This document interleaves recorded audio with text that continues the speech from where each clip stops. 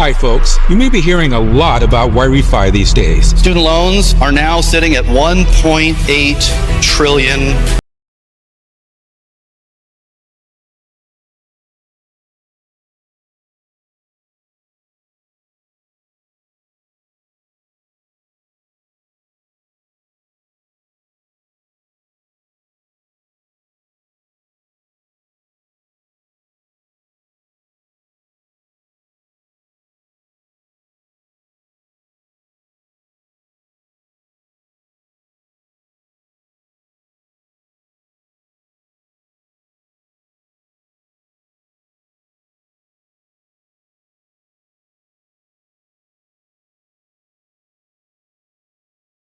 Everybody in Auburn doing tonight? Very good, very good. You know, we're proud to be sponsors of this tour. My name is Lane Schoenberger, Chief Investment Officer and founding partner of Y-Refi. And I gotta just say, first of all, this tour has been incredible. You know, I gotta say thank you to Turning Point. And yes, please sit. I say thank you to Turning Point and my friends there. And I just want to say, I would love nothing more than to hear this Charlie chant, because my friend over here, Charlie, is not here tonight, but he's here tonight. So can I just, you guys, give me some Charlie, please.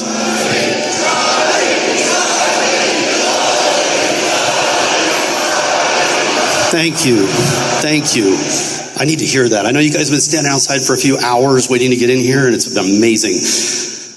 And you got some great speakers tonight. So let me get started. Y-Refi, what are we? Who are we? Why are we here? Y-Refi, we are in the business of helping borrowers, people just like you who have student loans, get out of your student loans. How many of y'all have student loans? By show of hands. Lots of hands. Okay, so our job is to help you get out of those student loans. Right now, we have a big problem in this country. $1.8 trillion, as you heard. Most of that's federal.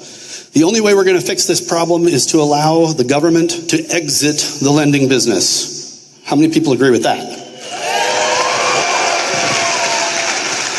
Got to get the government out of the lending business and put the problem back over to the private markets where it belongs. Let capitalism do what capitalism does, solve problems. So my partner and I, we created Y-Refi on the idea that we want to help borrowers. What do we have? We have borrowers that are in trouble. Most of these borrowers have co-borrowers. Okay, y'all are here going to school, you have big dreams. You should be dreaming big, and if you're not, well, you might want to start. Dreams come with a cost though, okay? And then you got to pay that back.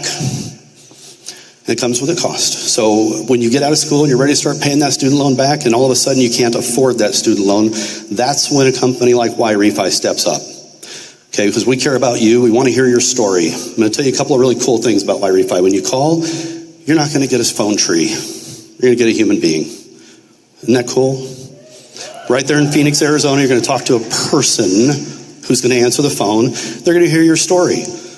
And we hear a lot of really horrible stories. Okay, and I'm going to tell you right now, when a borrower, a co-borrower calls in and they're crying and they're upset because they can't afford those massive payments, and then they hear that at Y-Refi our payments are about 50% of what they were being asked to be paid before. 50%, guys, that's our average. That's pretty big. So if you're in trouble, we invite you to give us a call. Go to yrefi.com, check us out. Now, here's the other cool part. My partner and I, we believe in capitalism, entrepreneurship, innovation, and what we do to fund our company, to make it work, to do the things that need to be done. We raise our capital through independent, what's called an accredited investor, people just like you looking to do well by doing good, helping the Y-Refi mission. So if you want to learn more about who we are as a company, you want to learn about how to invest, check out investyrefi.com. Okay? So, we got a heck of a lineup for you tonight. I had the pleasure of meeting Eric and Lara Trump. Who's excited about that? Very cool, very cool. All right, so I'm going to wrap up on this by saying, give us a call if you have any questions. You want to learn more about Y-Refi, again, it's yrefi.com. We're real pleased to be sponsoring this tour. It's a real treat to work with the folks at Turning Point. If you're a potential investor, check us out at investyrefi.com. I'm going to end by saying, may God bless the United States of America.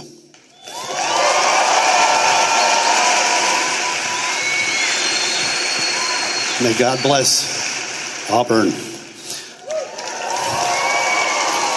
May God bless Wi-Fi, and more importantly, everyone at Turning Point. Erica Kirk is amazing. God bless her as well. Thank you, everybody.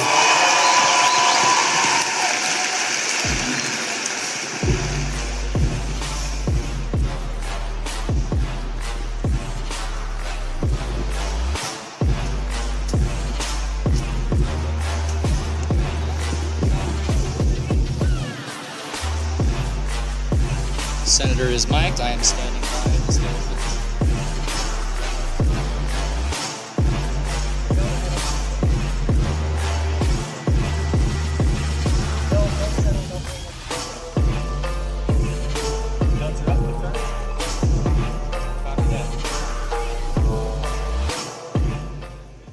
Please welcome Senator Tommy Tuberville.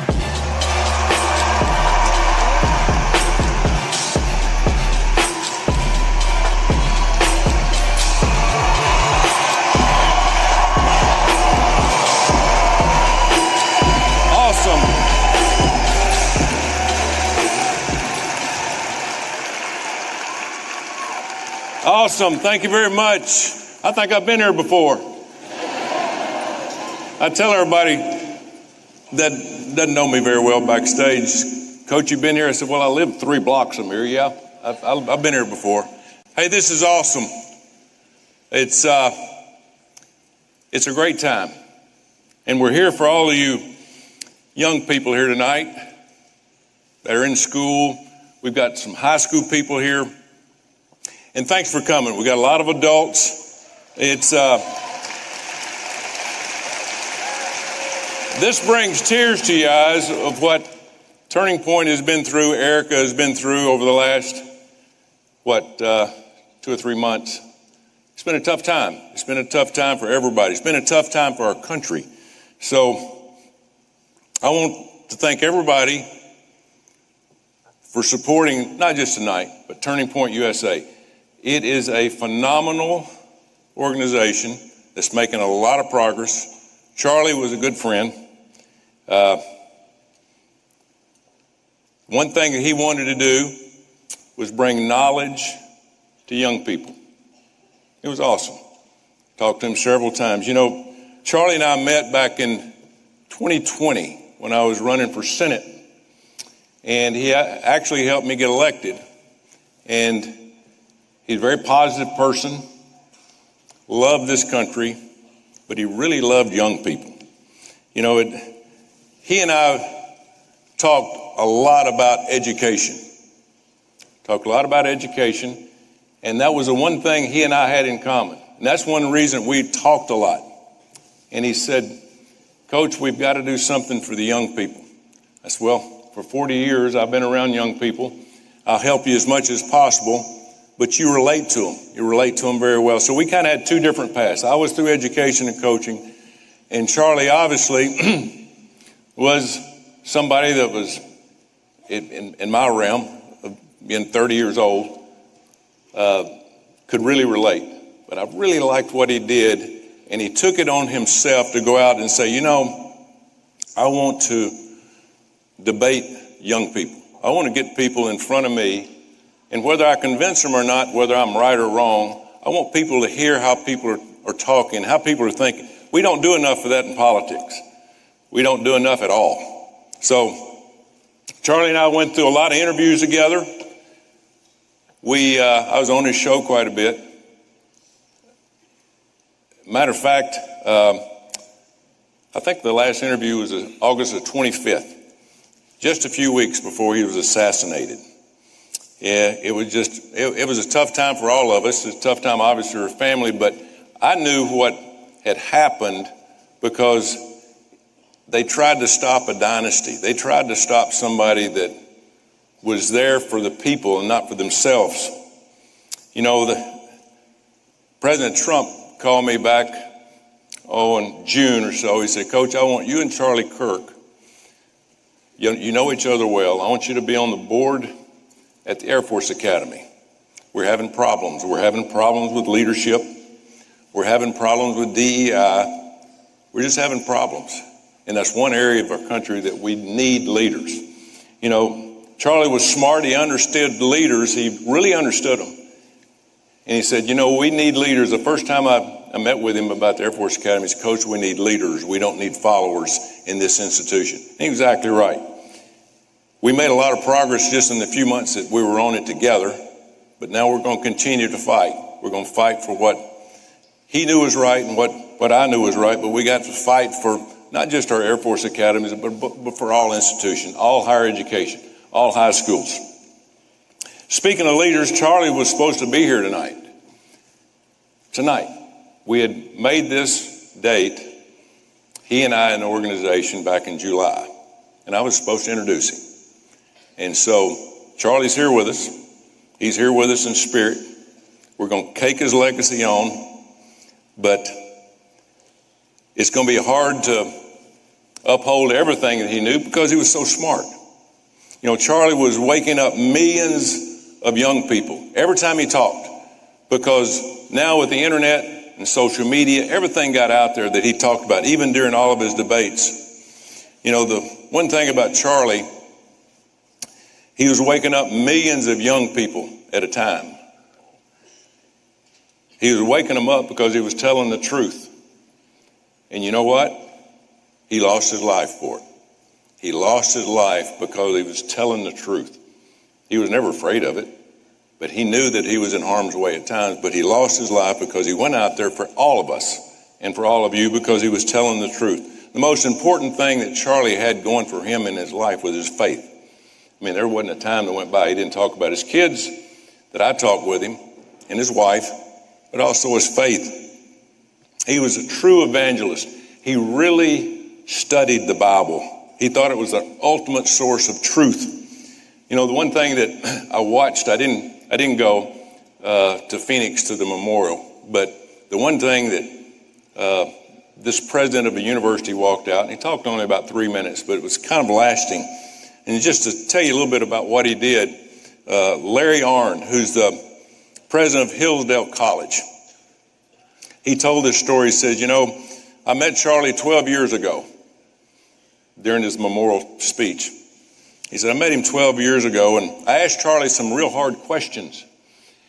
And he said he couldn't answer some of them. Now, this is 12 years ago. Charlie asked Dr. Arnn, he says, how can I educate myself? He said, Dr. Arnn gave him this advice. He said, listen, read the Bible, read classic novels, study the history of this great country, and study our founding fathers. And Dr. Arnn said in that speech, he said, you know, he called me about 2 months later. He said, Dr. Arnn, I took your advice. I'm taking Hillsdale courses. He said, I just finished my first one online, Hillsdale course. And he said, about 6 months later, 6 months to a year later, he called him and he says, I just finished my 31st Hillsdale online course. I mean, this guy, he was absorbing knowledge. You know, he was high school educated, never went to college, but he's the most smartest and most realistic people that I've ever met. Unfortunately, this deranged leftist coward, and I'm going to call him that, he was afraid Charlie's message was becoming real. Charlie was waking up millions of people when they shot him. But the thing that happened, and I think as you see tonight, people woke up when this happened. But the Hillsdale course, after he took all those and educated himself, the next thing that Charlie would talk to you about was marriage. He talked to a lot of young people. If you ever watch his videos now, just make sure that you look at the three things he talks about. Marriage and family are the two most important after faith. He really loved his kids. And he would often tell people, he said, listen, if you're going to be happy in life, get married and have a family. That's what you're here for. The person you marry, he would say, is going to be the biggest decision of your life. Don't waste your time just dating around. Look for that one certain person, because that certain person is the most important decision, and it's going to make your life better, and it's going to make that person better that you're going to marry. You're going to have a long-lasting relationship. And he preached that. If faith is the foundation of this country, and he talked about faith a lot of times, family is a cornerstone of that. Children should be taught and take responsibility for their lives and be accountable. I've said this often when I was coaching. The only thing this country owes you, and Charlie would tell you this also because I kind of ingrained it in him, only thing this country owes you is an opportunity. Got the greatest country on the face of the earth, folks, the greatest country.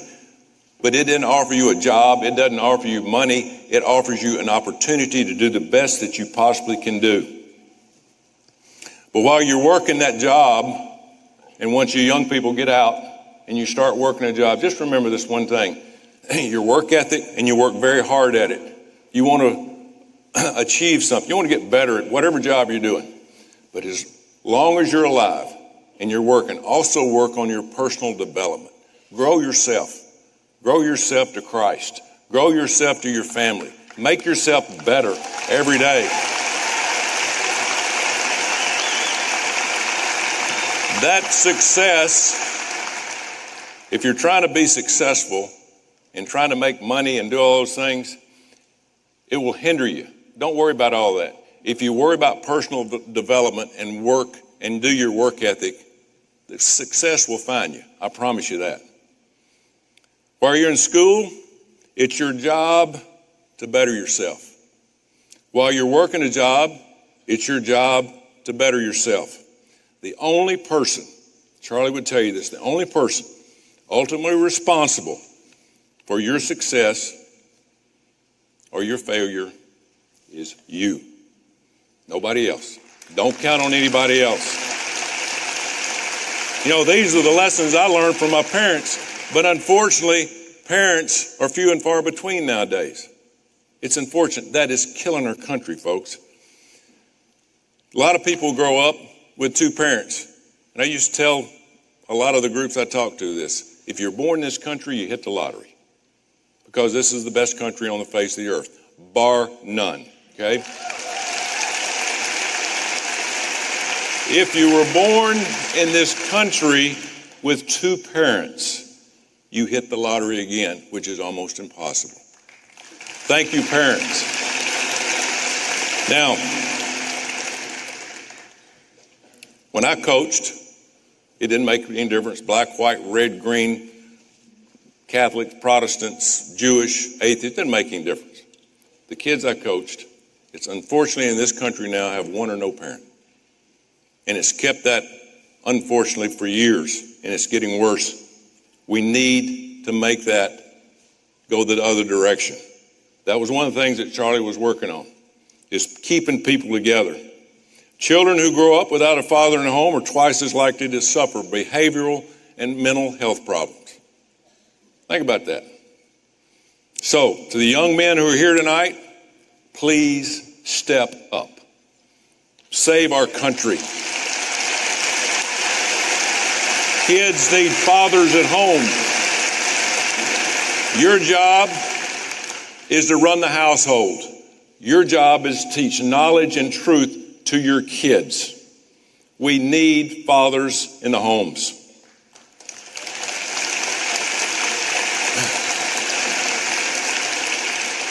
When men fail, and they fail to step up into the role that God has given them, our society suffers. And folks, our society is in bad, bad trouble. We don't have enough fathers and mothers that stay together to raise their kids to make this country the country that it used to be. And that's one of the keys that Charlie always pushed. We need families, we need a tight marriage, and we need kids that are going to learn from their parents. So, we've talked a little bit about truth. In the few more minutes I have here, here's a few hard truths that Charlie and I kind of got together as we were talking about and doing shows and about education and about the future of our country.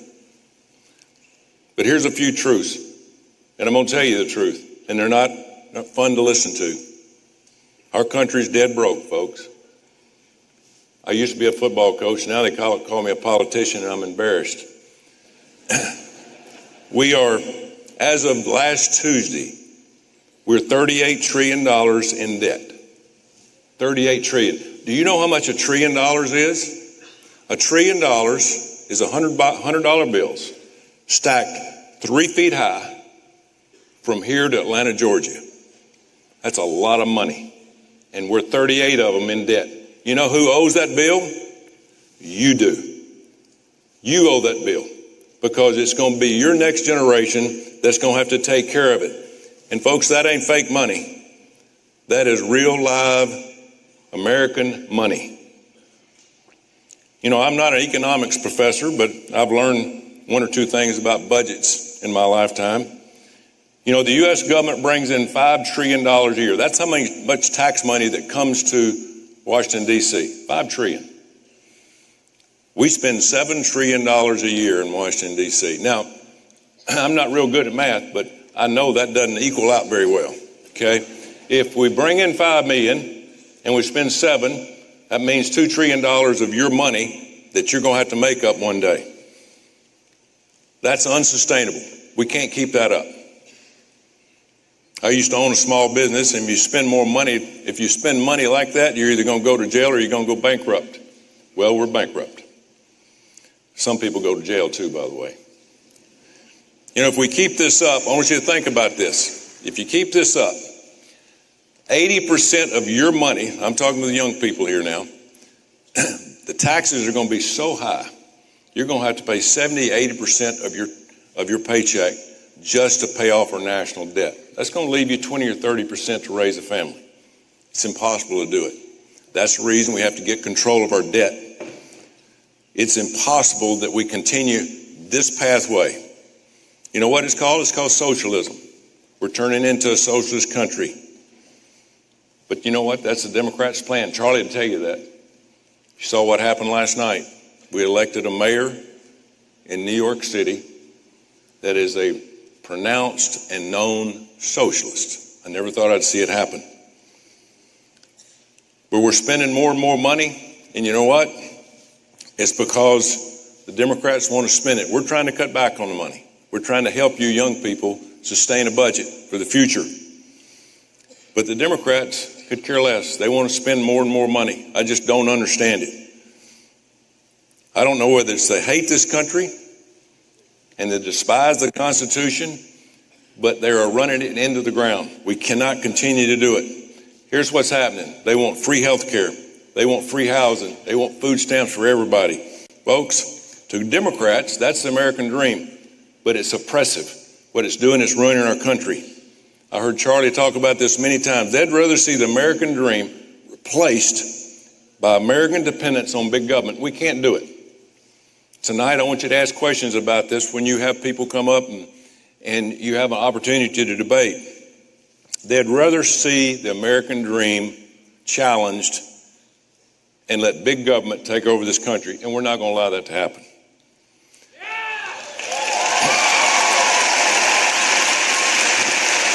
You know, I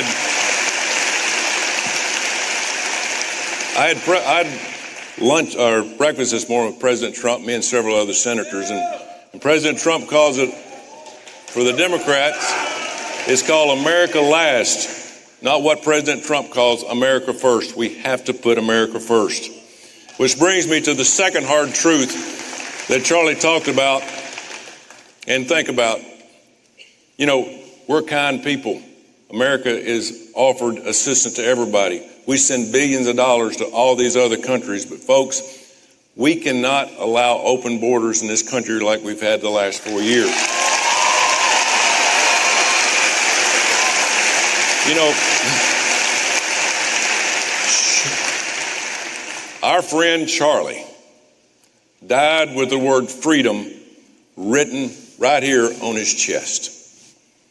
Freedom for this country. He understood that freedoms we have in this country are under attack every day. And that's the reason he was wearing that shirt. Under the Biden administration, tens of millions of people came across our border illegally. We all knew it. We were trying to stop it, but we had no power. Thank God President Trump is trying to clean it up. But unfortunately, it's going to take a while and it's going to take a lot of money. And we're still spending billions of dollars to clean this mess up that belongs to you, your generation. We're a country of legal immigrants. We're immigrants or have ancestors that were immigrants. If you want to come here, we want you here. But come here the right way. But I want to say this. But if you come here and chant death to America, you refuse to go by our laws, you burn our flag, and have no intentions of assimilating and doing things that we do in the culture of the United States of America, take your butt home.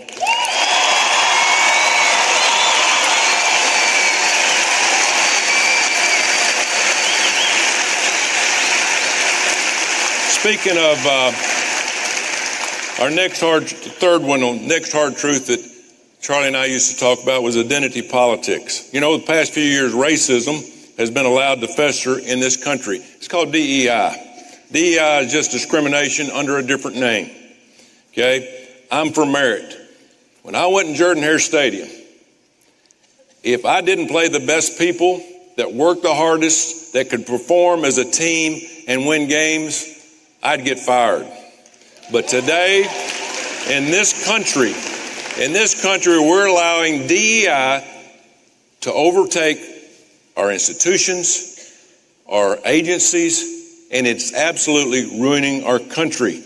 It cannot continue to happen. When I had players, I had black, I had white, I had red, I had Catholics, Protestants, rich, poor, middle class. It didn't make any difference. But you know what? They played their tail off because they played as a team. They played and they knew if somebody made a mistake and somebody got on them from the other team, somebody had their back. Folks, that's what we got to have here. Somebody did something to one of our players, Charlie Kirk. We got to have his back. We got to have his back.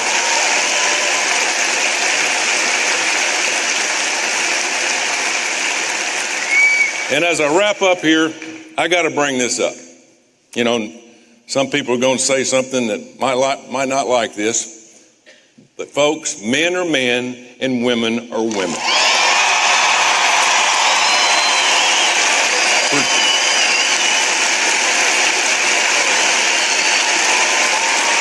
Thank you.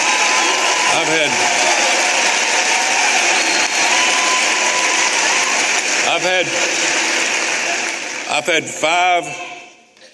five bills on the floor in the United States Senate that says no more men in women's sports, and the Democrats all have voted them down.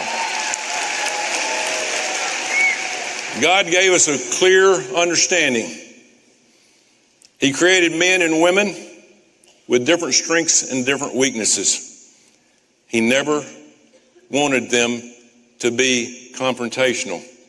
He wouldn't have wanted this. He wouldn't want men and women's sports. I've got my first grandchild, Rosie Grace, 8 months old. And I'll be damned if she's going to take a shower with a man when she's in sports.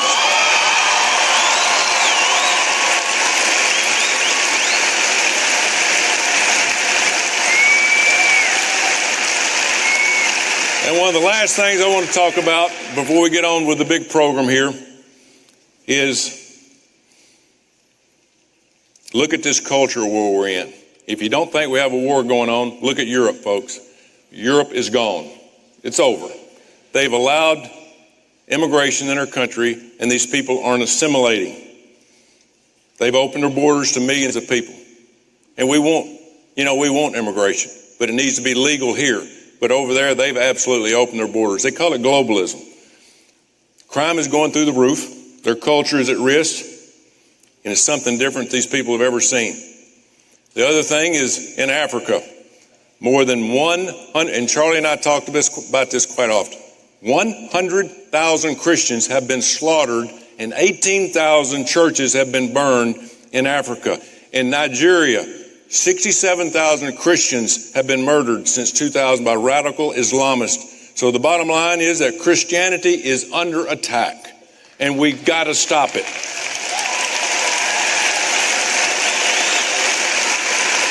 Here's the deal. You don't have to understand mainstream media, Hollywood, liberal elites. We know where they're at. They hate Christianity. I mean, they've taken a side.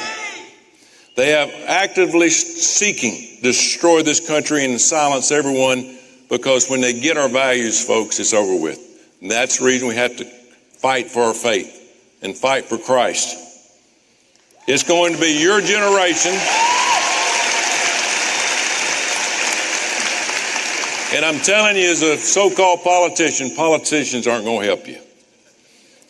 It's going to be your generation that's going to get this mess straightened out. Charlie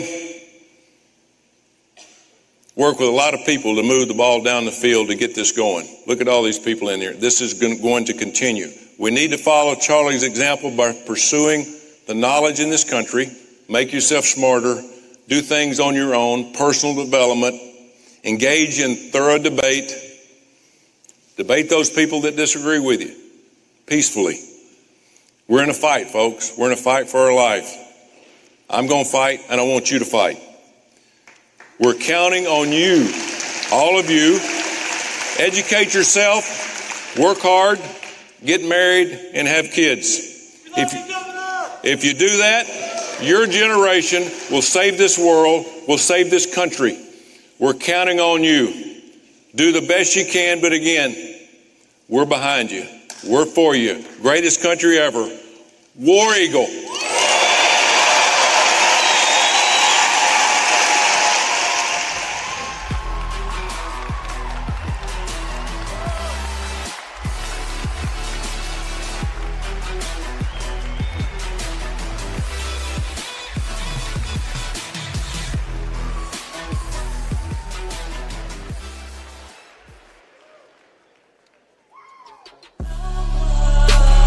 Please welcome to the stage Auburn's Turning Point USA Chapter President Jacob Roos.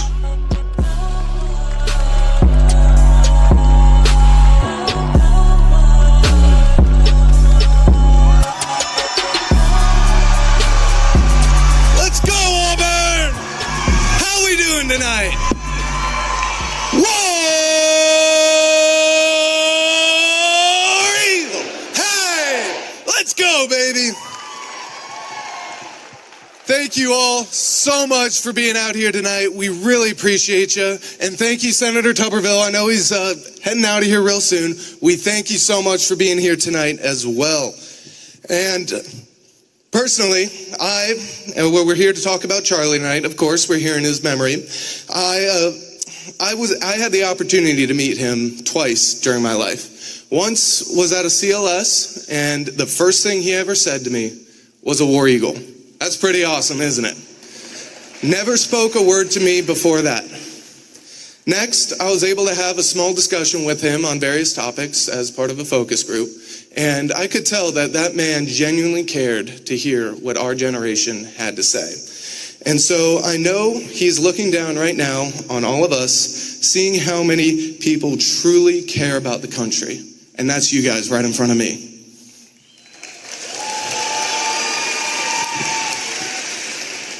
And for those of you who don't know me, my name is Jacob Roos, and I have the honor and the privilege of serving as chapter president of Turning Point USA here at Auburn University.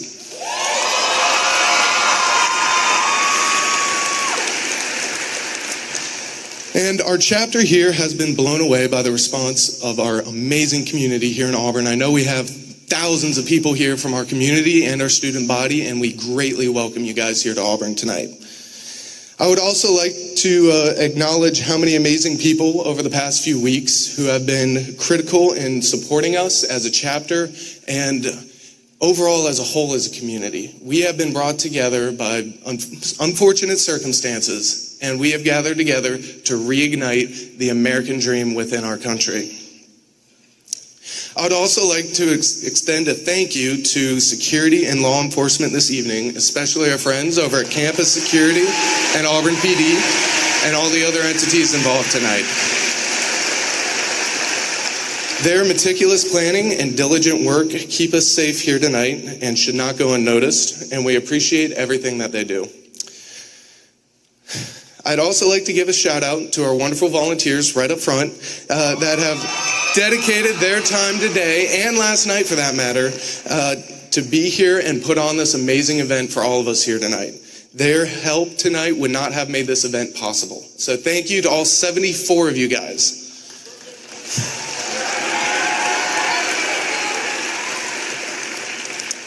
Also of note, I would like to recognize our amazing executive team we have here at Auburn and those who have worked tirelessly over the past month and a half to put this event together.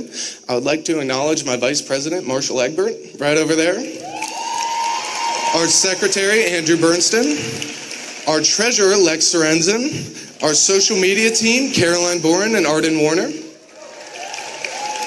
And most importantly, our events coordinator, Haley Ray. I'd also like to extend a shout out to Turning Point USA's team, and they have been a huge help in planning this event over the past month. And I'd personally like to thank our regional manager, Noah Durham. A little side note about Noah. About, I want to say 7 or 8 years ago, he actually founded our chapter here at Auburn University. And I would like to invite him on the stage to honor him as the founder of this chapter, and for him to be able to see what we truly have been able to do here in Auburn is truly incredible. So Noah, if you'd like to come out here real quick.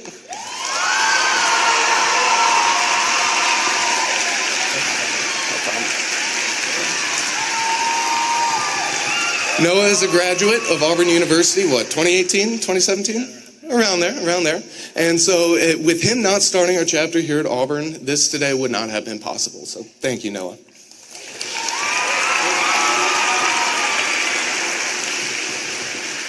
So one of my favorite parts of being president is not only seeing my chapter grow, but seeing chapters in our surrounding communities grow as well.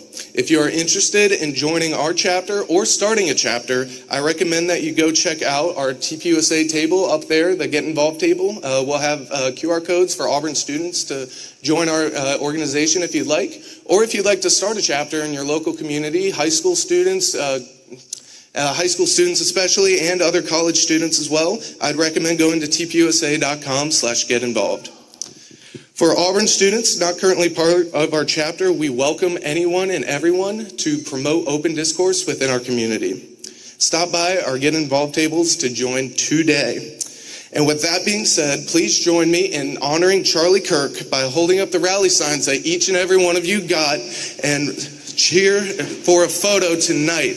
Come on, Auburn, let's get loud, let's cheer, let's do this for Charlie. Charlie Kirk, Charlie Kirk, Charlie Kirk, Charlie Kirk, Charlie Kirk, Charlie Kirk.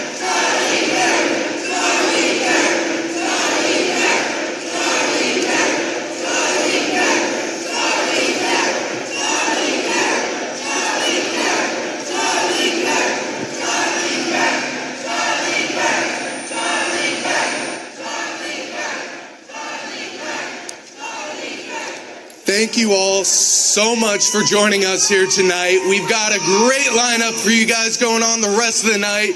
Get hyped. We got Benny Johnson, Eric, and Lara Trump all coming out here in a few minutes. Thank you, Auburn.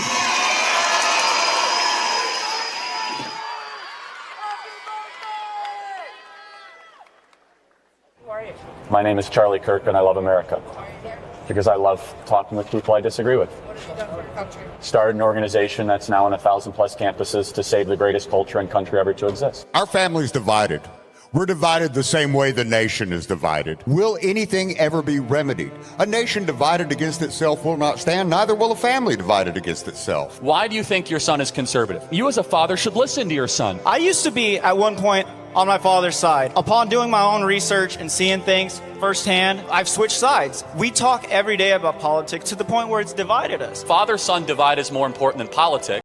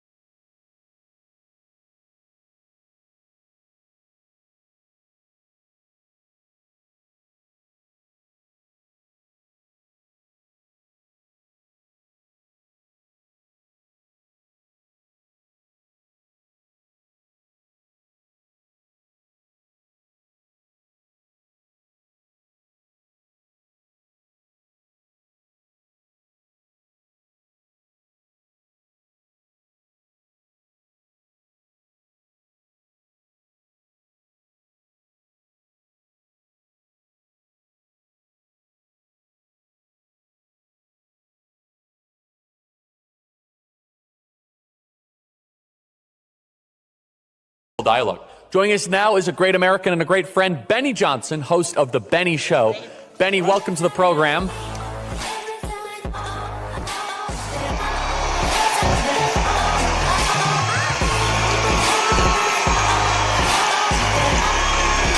What's going on, Alabama? My people! Sweet home, Alabama! In the words of Jesse Smollett, this is MAGA country. Yes! And War Eagle! How we doing tonight? Good? How we feeling? You feeling that revival spirit?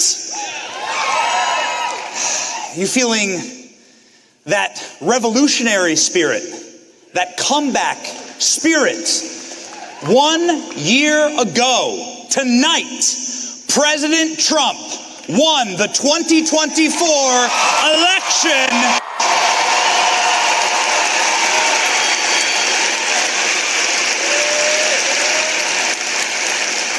And Eric Trump is backstage talking to someone very special who may be joining us tonight. We'll see, ladies and gentlemen. Who's excited for Eric and Lara Trump tonight in the house?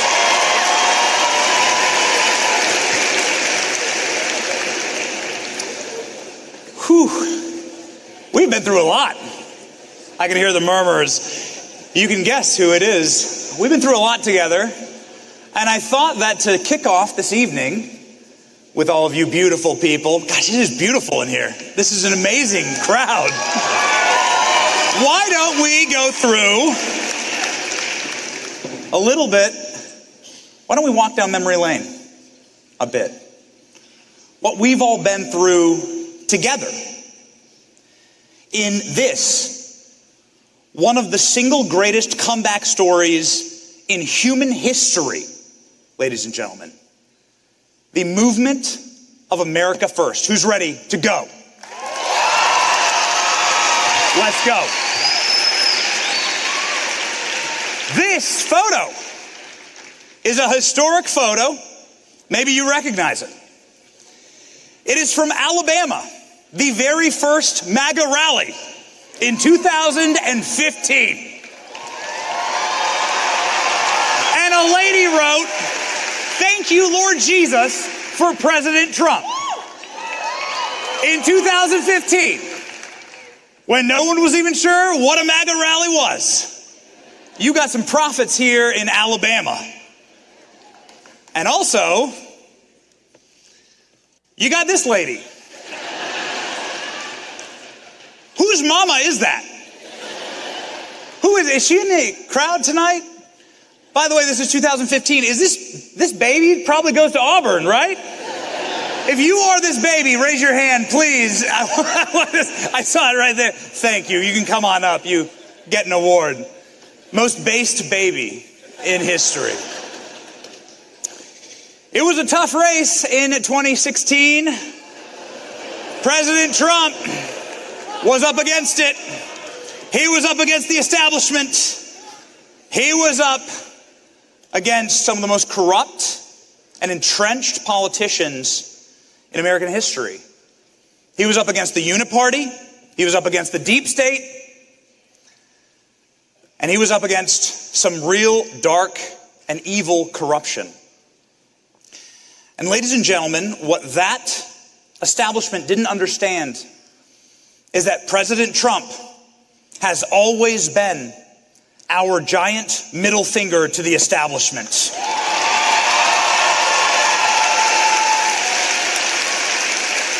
And he showed up when he did this. It's just awfully good that someone with the temperament of Donald Trump is not in charge of the law in our country. Yeah, because you'd be in jail. Secretary Clinton.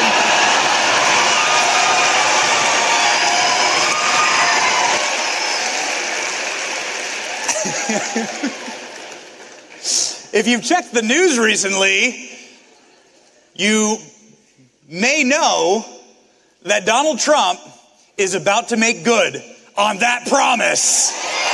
Because you'd be in jail, lady. I hope they have extra wide pantsuits, but nonetheless, it was an uphill battle. Boy, look at that. What a doomer poll, right? 9% chance. This was on the eve of the election in 2016.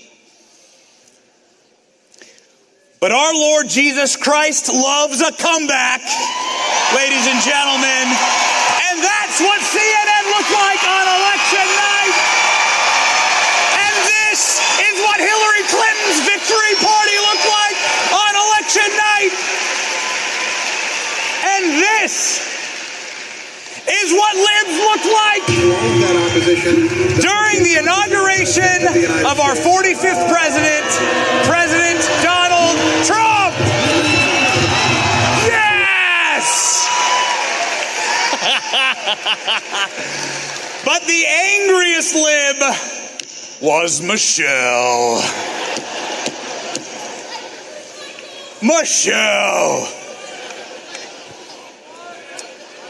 Don't do it. Don't do the chant. Don't do it.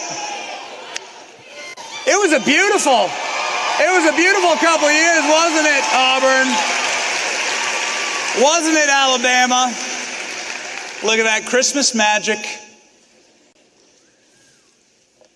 Stop whistling at our First Lady. Man, I heard you. You dog.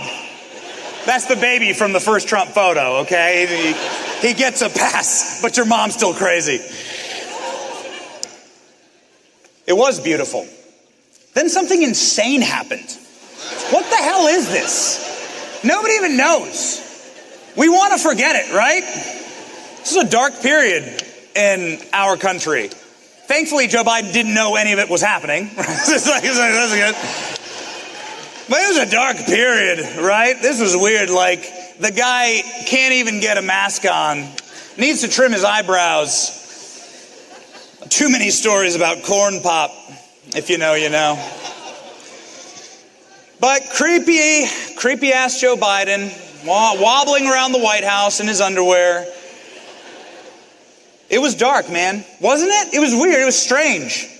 But did you lose faith as Christians? We got any Christians in the house tonight? We got any believers? Did you lose faith? No! Ladies and gentlemen, that is because in the darkest days, even when they gave, how amazing is this?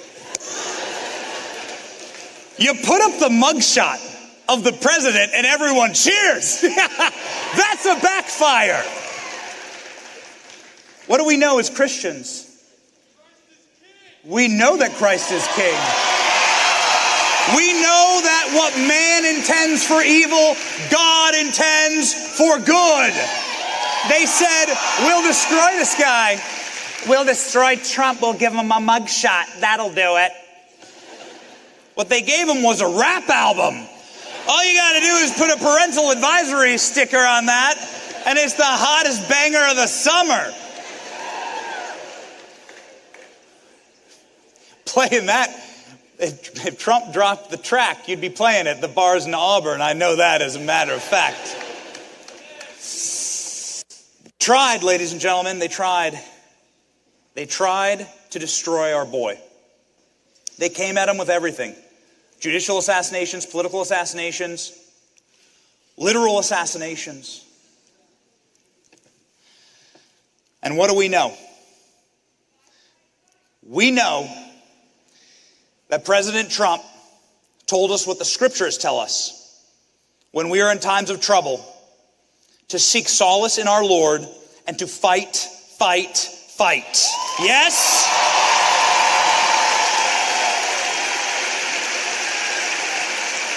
And everything they kept throwing at him, man, it just backfired. And that's what happens, ladies and gentlemen. This assassination attempt, much like the mugshot that was meant to end President Trump, resulted in Elon Musk jumping for joy on stage with Donald Trump, it resulted in this incredible moment that Charlie Kirk brought about,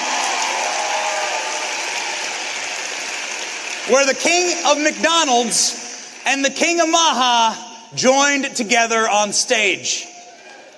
It was a beautiful thing. It was looking unstoppable. So they had to swap out the damn candidate. Now this is a photo of Kamala Harris hearing some guy up there in the audience, probably my dad, honestly. Thanks, Dad. What happened here was a historic moment. So they just swapped out Kamala, and a dude at Kamala rally goes, "Christ is king." And Kamala goes, "You're at the wrong rally." That's what she said. Ladies and gentlemen, if you believe Christ is king, you're at the right rally tonight.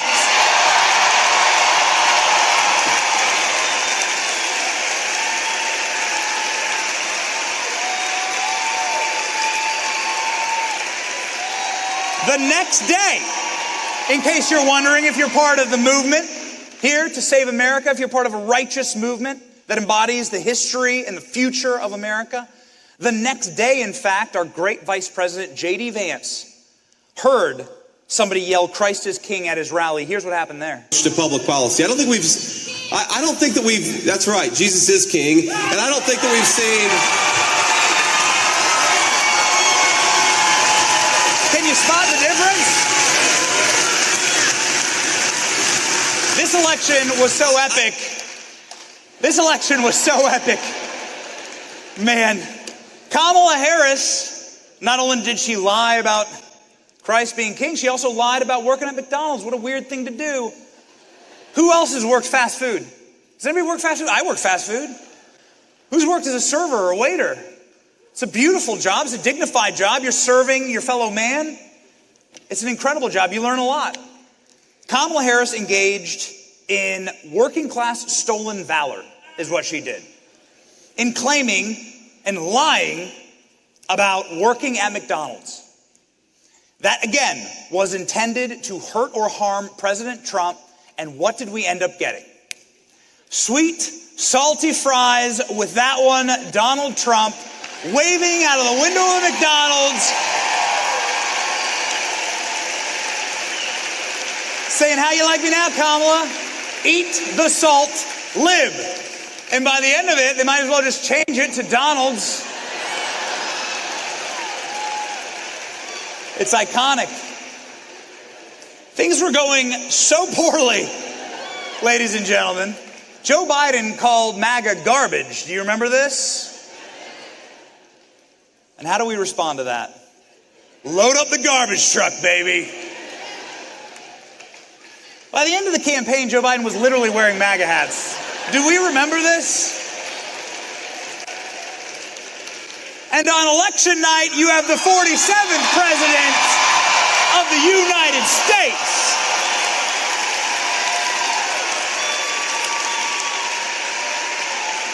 Woo!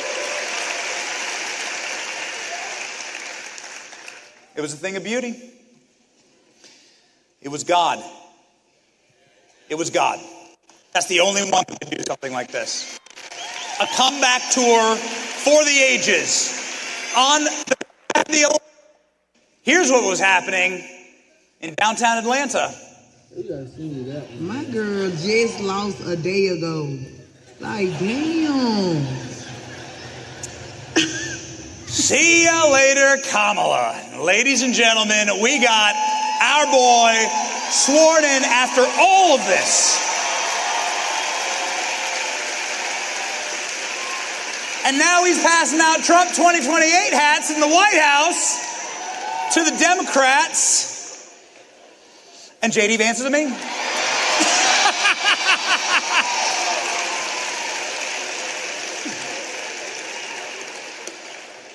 How did it happen?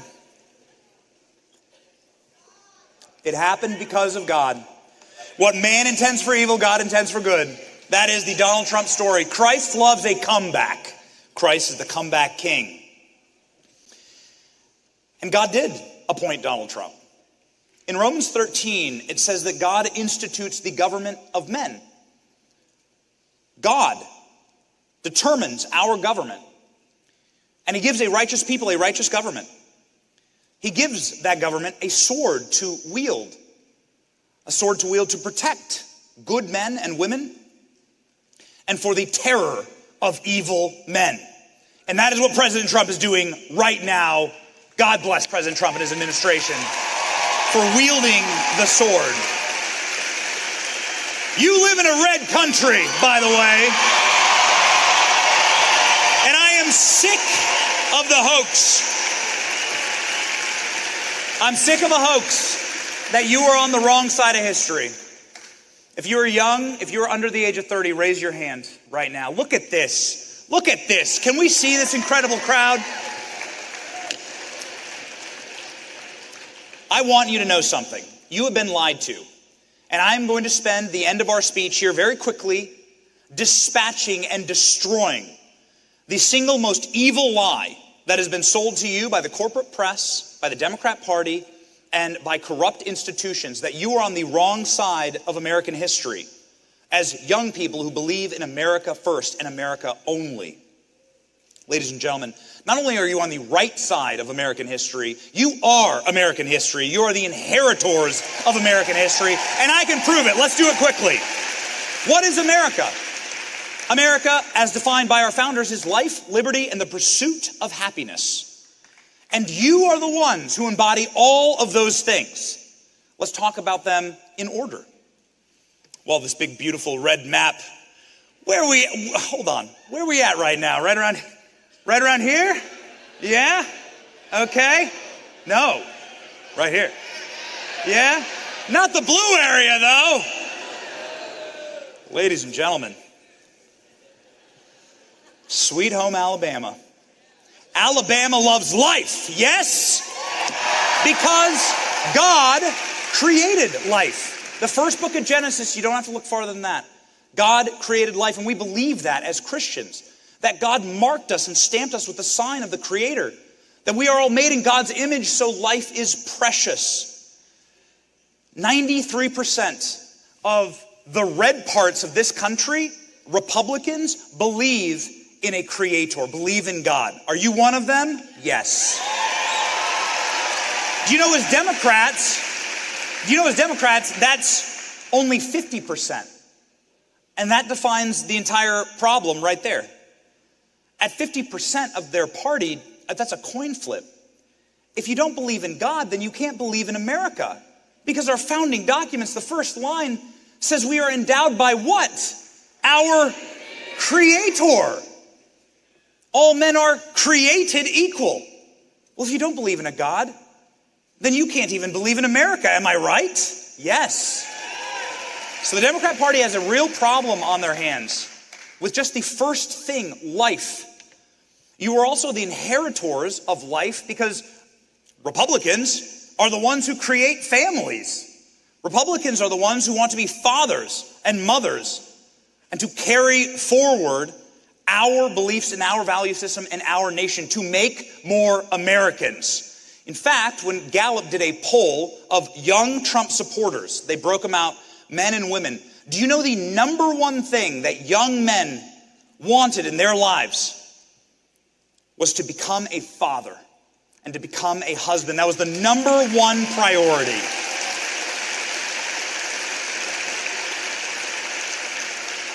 Young men on the left who voted for Kamala, we call them women actually, I don't know what their priorities were. I don't even know. Like, fatherhood was dead last, finding a new like a kitty litter box to pee in because I identify as a cat. I don't know. Maybe that's the priority. I'm not sure. I don't know. I know this, that is the legacy of Charlie Kirk. To inspire young men to be good fathers, good husbands, and to have babies, and to continue forward the American dream. That's life, ladies and gentlemen.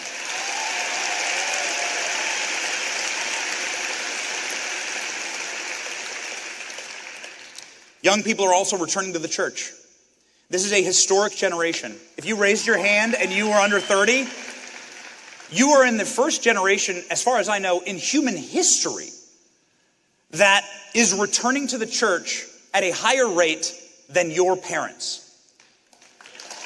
This is incredible. That is finding religion. There is a true revival going on in this nation. And of course, as those in the Christian tradition, we are the inheritors of the conquest of life, ending child sacrifice.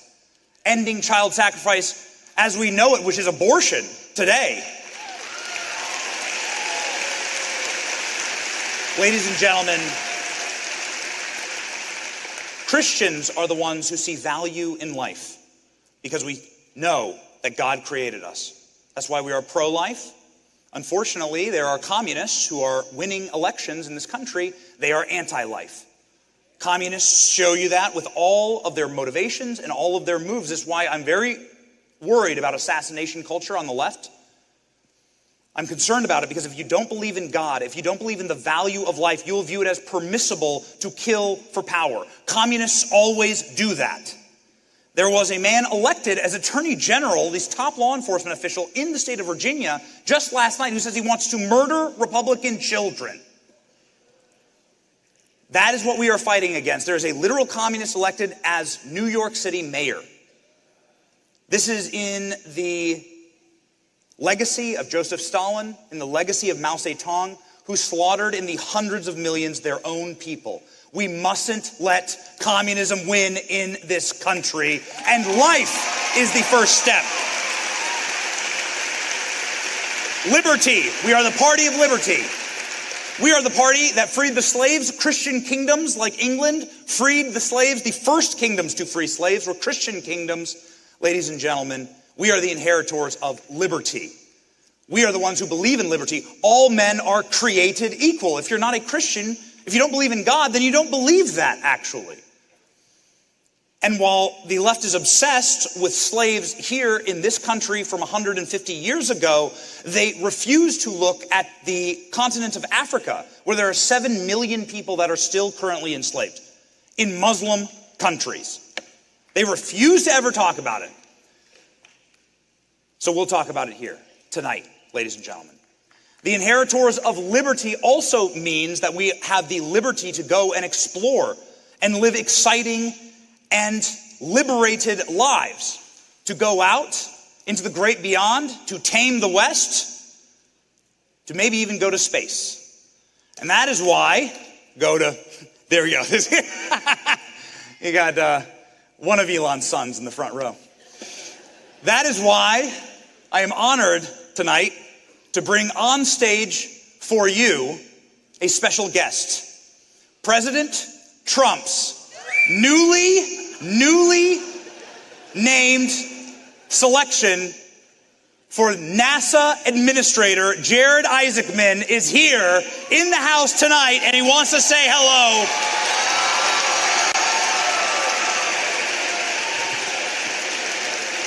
Hey, thank you so much. I can't tell you what an honor it is to be President Donald J. Trump's nominee to lead the world's most accomplished, the world's greatest space agency on what I think is the greatest adventure in human history. And I'll tell you, as a space guy, I love being in Alabama. I mean, we are home to the Marshall Space Flight Center, where Auburn graduates helped contribute to all the history the agency has made, and where Auburn graduates are going to contribute to all the history that we are about to make. And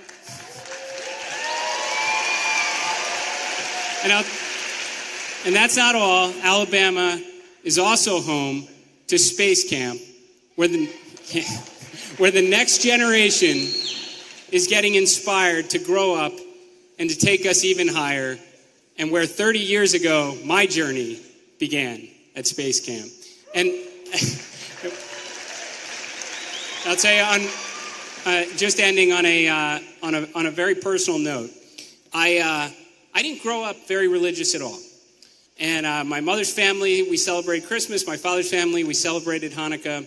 But I can tell you, having gone to space twice and looking back on our planet, looking at the stars around us, it is very hard not to be spiritual. But it was only recently, in the last couple weeks, that I was inspired for the first time in a very long time to pick up the Bible. And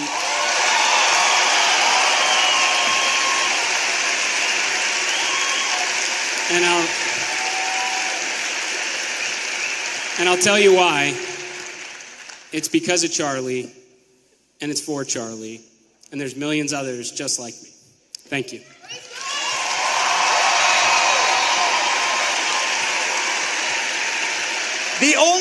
He's too humble.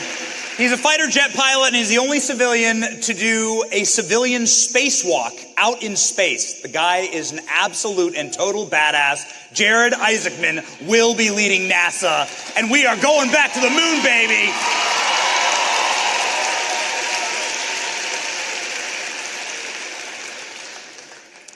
Ladies and gentlemen, the pursuit of happiness. Philippians says, rejoice in the Lord always, for again I say, rejoice. We do things as a movement that leads to actual happiness. When you are contributing to your community, when you are creating families, when you are going to church, these are outward-looking activities. All available data says these are the things that actually bring you lasting, true joy and happiness. Conservatives are the ones who own those activities. The left is constantly looking inward, right? What are my pronouns today? Like, where is my litter box? Like, these are questions they ask themselves, right? Will my soy latte spill in the litter box? What shall I do? These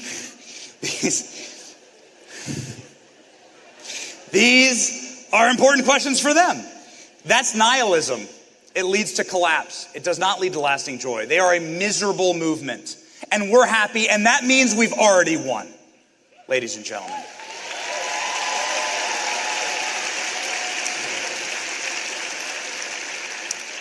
Final thing I'm going to say here is that in the Constitution it says life, liberty, and the pursuit of property in certain other instances. And that's something that we've lost in this country. I'm particularly horrified that the American dream of owning a home is so out of reach for all of the young people here. If you are 35 and younger, home ownership rates are at 30%. That's down by half from a generation ago. And we need to fix that. Who here wants to own a home one day? Yes.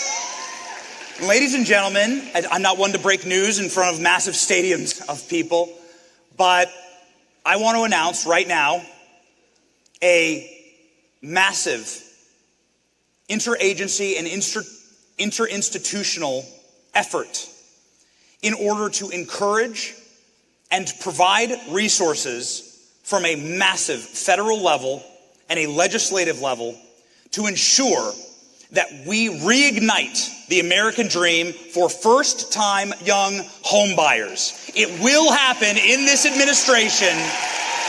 We are going to make the American dream affordable again. We are going to make owning a home great again. And we're going to be able to raise our families, our Labradors, in these beautiful houses with white picket fences. And we're going to live like our grandparents, because you know what? They had a lot of nice things figured out. And you can sit on your front porch here in Alabama with your shotgun, happy in your Trump home. Ladies and gentlemen, what's it all for? That's it. This is it. This is what it's all for. This is my family. This is my motivation. This is what keeps me going. I needed to get a restraining order against Charlie Kirk because he texted me every single day after I got married, when are you having kids? When are you having kids? When are you having kids? When are you having kids? Since Charlie Kirk had such a profound effect on my life, since Charlie Kirk helped Christ center my life, I actually can't stop having babies. We're on number 4 in 4 years. And maybe number 5. We'll see. That is the motivator. And this is it in closing. That's it, isn't it? This is what America First is all about. America First for my American children. America First for your American families. And America First for the first family of America. Eric Trump and Lara Trump, let's go! Welcome to the stage.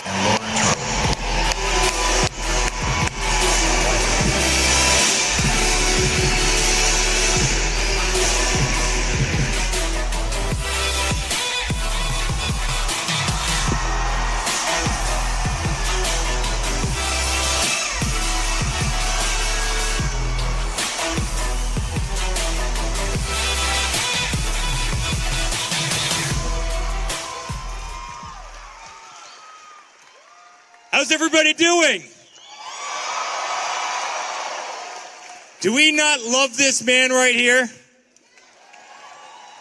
This guy is truly one of the greatest fighters. And guys, we love this state and we love this university and we love all of you. I think Benny did okay. How did he do, guys? Yeah. By the way, the Hillary clips had me laughing. I haven't seen that one in a while. I'm glad you pulled that out of the archives, if that makes sense. You were in the audience, right? I was back there, but I was watching it on the TV. No, during the Hillary, we were in the audience yeah, we were for in the that. audience. Absolutely. What happened? Well, you should have seen Bill Clinton's face, by the way, right? So that's the night my father got all of Bill Clinton's accusers, right? And he told everybody, he goes, we're going to have this practice, a debate session. I want all the media to come to it. And they all walked in, and it was all of Bill Clinton's accusers. And honestly, he sat in this little penalty box during the debate, and his jaw was still on the ground. I'll never forget it. It was like the greatest troll in the history of political trolls. And then he knocked her out of the entire race with those three famous words. So that was an amazing night. And I was there too. And I just want to say, it is so cool to be at Auburn. War Eagles! Amazing. Should we sit? Benny, are we going to stand for this? Yeah, that's right. Eric Trump seemed like he wanted us to stand for this whole thing. But that's okay. I like you not being a full foot higher than me on stage.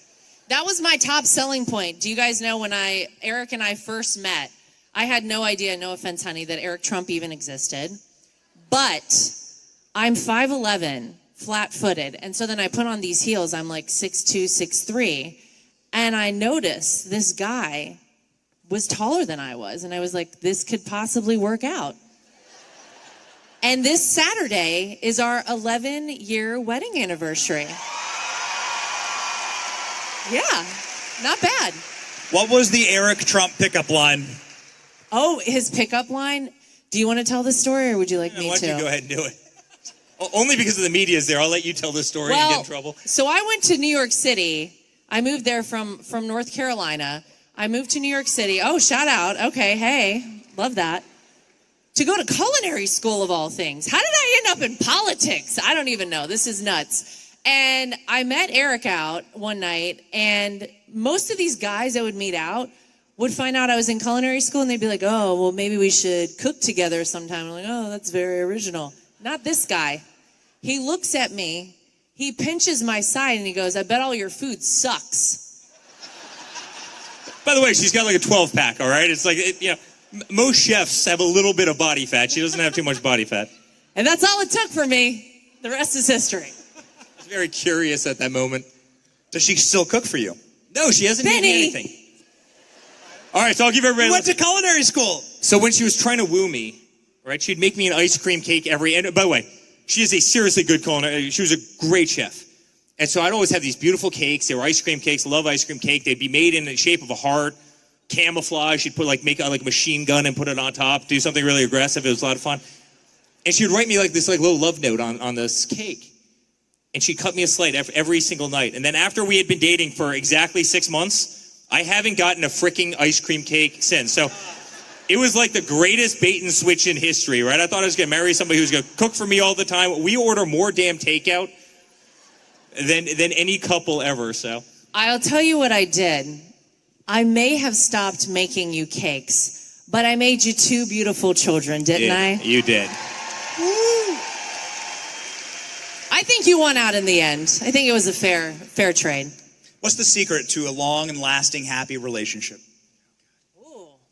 Well, I think that whenever you go through hell with people, when you're in the trenches, when it feels like the world is against you, that can either bring you closer together or it can tear you apart. And it brought us closer together, not just as a couple, but I think as a family. And I think you guys have all seen that, right? Our family is locked up tight. We are all behind one another all the time. We always have each other's backs. And I'll tell you, it's important to be there for one another. You know, there's this huge misconception out there that, you know, you have to have a career or you have to be a mother, but they're independent of one another. That if you're a great mother, you can't be a great wife. If you're a great mother, you can't have a great career. If you have a great career, you can't be a great mother and wife. And that's totally false. You can do it all. And honestly, she's the epitome of that. She is an unbelievable mother. She drops the kids off at school every day, picks them up, never misses a game. She has an unbelievable career at Fox. What she did at the RNC is unbelievable. She was a big part of the victory, my father's victory, exactly 1 year ago today. And beyond that, she's a great wife. Bring her back. Bring her back. Bring her back. Oh, we need it. We need it. Thank you, How do you really feel, Benny? Nice. Well, I mean, this is what I feel. Laura, this is how I feel. Let's see if the thousands of people here tonight feel the same way. Was Lara Trump one of the single most effective RNC leaders in history? The most effective RNC leader in history. By a show of cheers, who wants Lara Trump back at the RNC? Yeah. Just saying. Not trying to get you in trouble. Wow. Thank you, guys. That's very nice. Well, what I will say is that today is such a special day, November 5th. I mean, we all know 365 days ago was the greatest comeback in the history of American politics, right? And what's very interesting about the comeback is that we all probably remember as well another election 4 years before that in 2020. I can tell you this, nobody fought harder to win an election than those of us in our family. And no one was more upset when things turned out a different way than we all wanted than those of us in our family. Now, here's what I'll say. 81 million people were not so inspired by a guy who campaigned out of his basement that he got more votes than anyone in the history of America ever had. I don't know why you would ever need ballots in a suitcase, but okay. Now, here's what else I'll say. We left the White House on January 21st of 2021, and it was very sad. It was a very dark time. It was a very depressing time, and you guys in here probably all felt it as well. But what we didn't realize then, that I think everyone in here can agree with, is that things don't always happen on our time. They happen in God's time. And the incredible things that this president, our 45th and our 47th president of the United States, Donald Trump, has been able to do this term in office would not have been possible with two back-to-back consecutive terms. We needed the 4 years. He needed the 4 years. America needed the 4 years because we saw what you get with the other side, and America said, absolutely not, hell no, America first, bring Donald Trump back, and we got him, guys.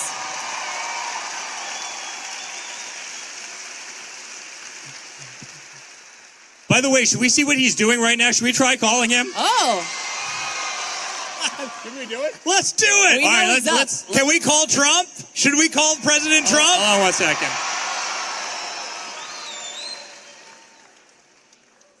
It says Dad POTUS on his phone, just so you know. Let's see. Hold on 1 second. Hello? So we have the most beautiful crowd of people, thousands and thousands of people at Auburn University. They are incredibly enthusiastic, and they absolutely adore this country. They adore God, and they adore you. Is doing a good job and Laura's doing a good job. And Auburn's a special place. I've been there many times. I know many people from that area, number one, and from that school. It's a great school. And we love Alabama. We won Alabama by 45 points, so we love it. But I just want to pay my respects to Charlie and Erica. These are two incredible people. And Erica, I've spoken to her often. She's just a spectacular person. And she's going to start where Charlie left off, and we should never allow this to happen. One of the greatest people we've ever known, and was so responsible for our win. And we love Charlie's looking down on us right now, all of us. And Erica, you're there someplace, and you just take care of yourself. We're with you all the way, and we're with the great people that my son and Laura are speaking to. And I love you all. As President of the United States, I love you all, and our country is doing great. We've never been in a position like this. The investments being made, all of the money coming in, and a lot of it's responsible that our great Charlie, I'll tell you what, he was the first in line, always the first in line to help. So I just want to pay my respects to Charlie and everybody, and we love you all. Thank you very much, everybody. And Eric, you better do a good job. These are smart people. They know if you're not doing a good job, they're going to report back to me. Good luck, everybody. Good night, Pops. We all love you. Incredible. A call-in from USA, USA, USA.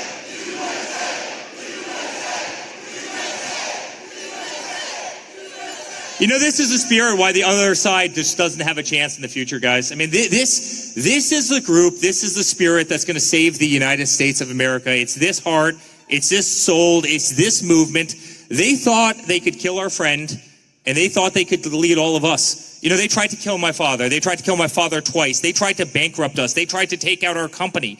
I became the most subpoenaed person in American history for doing nothing wrong. They tried to throw him off the ballots. They tried to strip our First Amendment rights, right? They stripped us from Twitter and Facebook and Instagram. Why did they do that? They wanted to remove our voice. They wanted to remove his voice. They wanted to remove Charlie's voice. They sure as hell wanted to remove her voice. They wanted to remove my father's voice, and they wanted to turn down all of your voices. And we wouldn't allow them to do it. They tried to do it on every campus around the country. They tried to do it by silencing you, where if you wrote a paper that a teacher disagreed with, they would fail you. And you know what, guys? It's backfired in such a monumental fashion, and it's just cemented the vote of the youth of this country for the next 50 years, and they're getting exactly what they deserve. Tonight is the anniversary of election night, and so it's probably a time to reminisce a bit. The 2024 election cycle. We played some of the greatest hits. Can you give us some behind-the-scenes stories that perhaps no one's ever heard? Or perhaps embellish something that we've all seen that we don't know about? Well, I'll tell you, sitting backstage, what I was thinking about is that on November 4th of last year, which was the night before the election, we traveled to several different rallies across the country with my father-in-law, and we ended in Grand Rapids, Michigan, which is where he ended in 2016, which is where he ended in 2020. So, of course, we had to end there in 2024.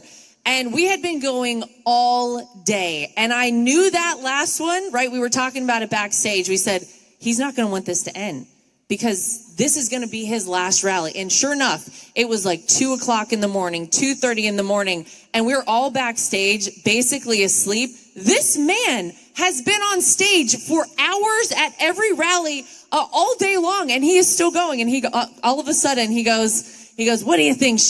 Do you want to hear from my kids? Should I bring my kids out? And we were all like, oh, we better get up. We better get it together.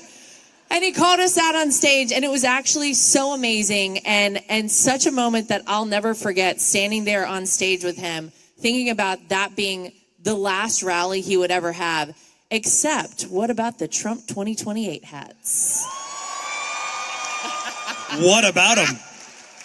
So do you want to know who actually created the Trump 2028 hat?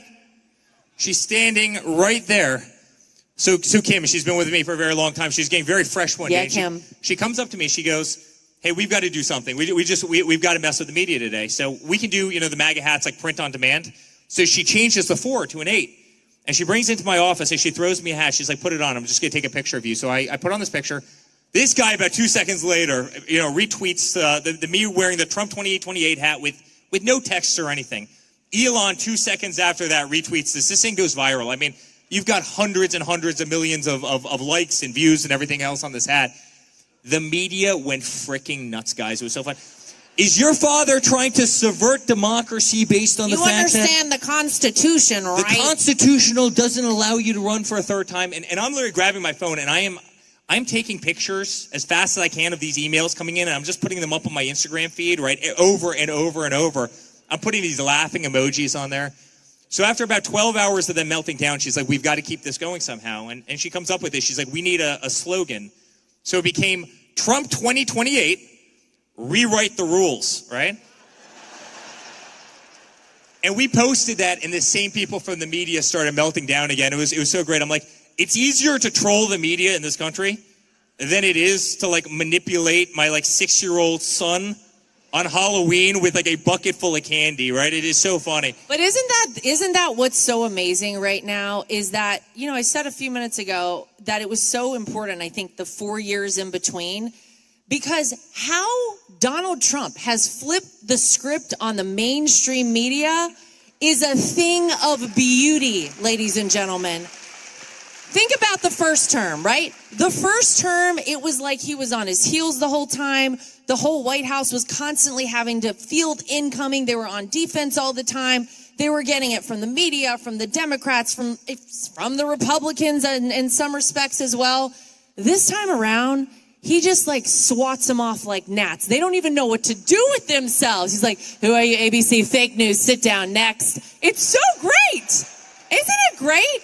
This White House is 100% on offense, killing it every single day. And guess what? The American people are winning. It is so great to watch. I love it. Eric, I would love to hear your story from the trail, something that comes to top of mind in 2024. Oh, God. I mean, there's so many. Well, I mean, 2016, 2024, every story. I mean, guys, you got to remember, we're a political family that did not know, we were not a political family. We didn't know what the hell we were doing, right? I remember in 2016, I tell this story once in a while. My father calls me up one day on the cell phone. He goes, honey, I need you to go on Megyn Kelly tonight, right? I need you to defend me. She's going to kill me on immigration. And I go, Pops, I'm happy to go on Megyn Kelly tonight, but I don't know a damn thing about immigration, right? I don't know a single thing. Really good at building buildings, really good at building golf courses, really good at running great properties around the world. I don't know a damn thing about immigration. Here I was on Megyn Kelly about 15 minutes later trying to defend his immigration policy. This is like 4 minutes after he came down the escalator. We're gonna build the wall. I'm like, great, this is gonna be great. I know nothing about building a wall. I mean, I can do it in construction, and we're really good at that. But think about the disadvantage we had. And Laura mentioned God before, and I have to go back to this for a second. Hillary Clinton raised $1.5 billion. My father self-funded his pretty much his entire first campaign. We didn't know what a delegate was. We didn't know what the Iowa caucuses were. We didn't know a damn thing about the game. We didn't know anything about Washington, D.C. My father had been in Washington, D.C. about 7 times, and that's when we built a hotel there, right? It had nothing to do with politics. We didn't know a damn thing about the system, and yet we were able to beat her at her own game based on heart and soul and work ethic and family. And you always have this kind of saying in politics, which is keep your kids, keep your family the hell away from political campaigns. We didn't abide by that.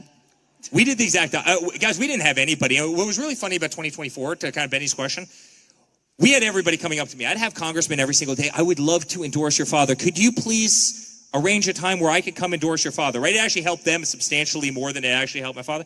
And I'm laughing. I'm sitting there saying in 2016, we didn't have one single endorsement. It was like Don, myself, Laura, Benny, Janine Pirro, Charlie. A little bit, like Charlie. Other than that, like we had no one, absolutely no one. It's just so funny how far that we've come in this little journey.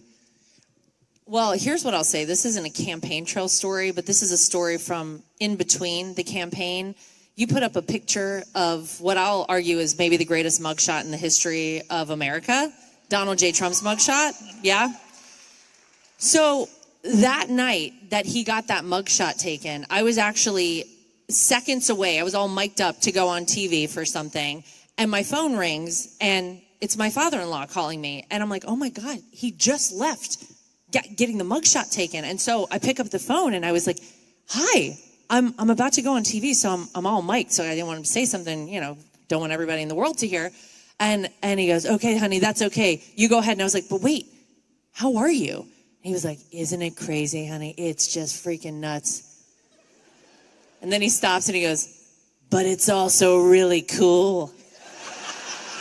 That is who our president of the United States is, guys. That's amazing. Yeah.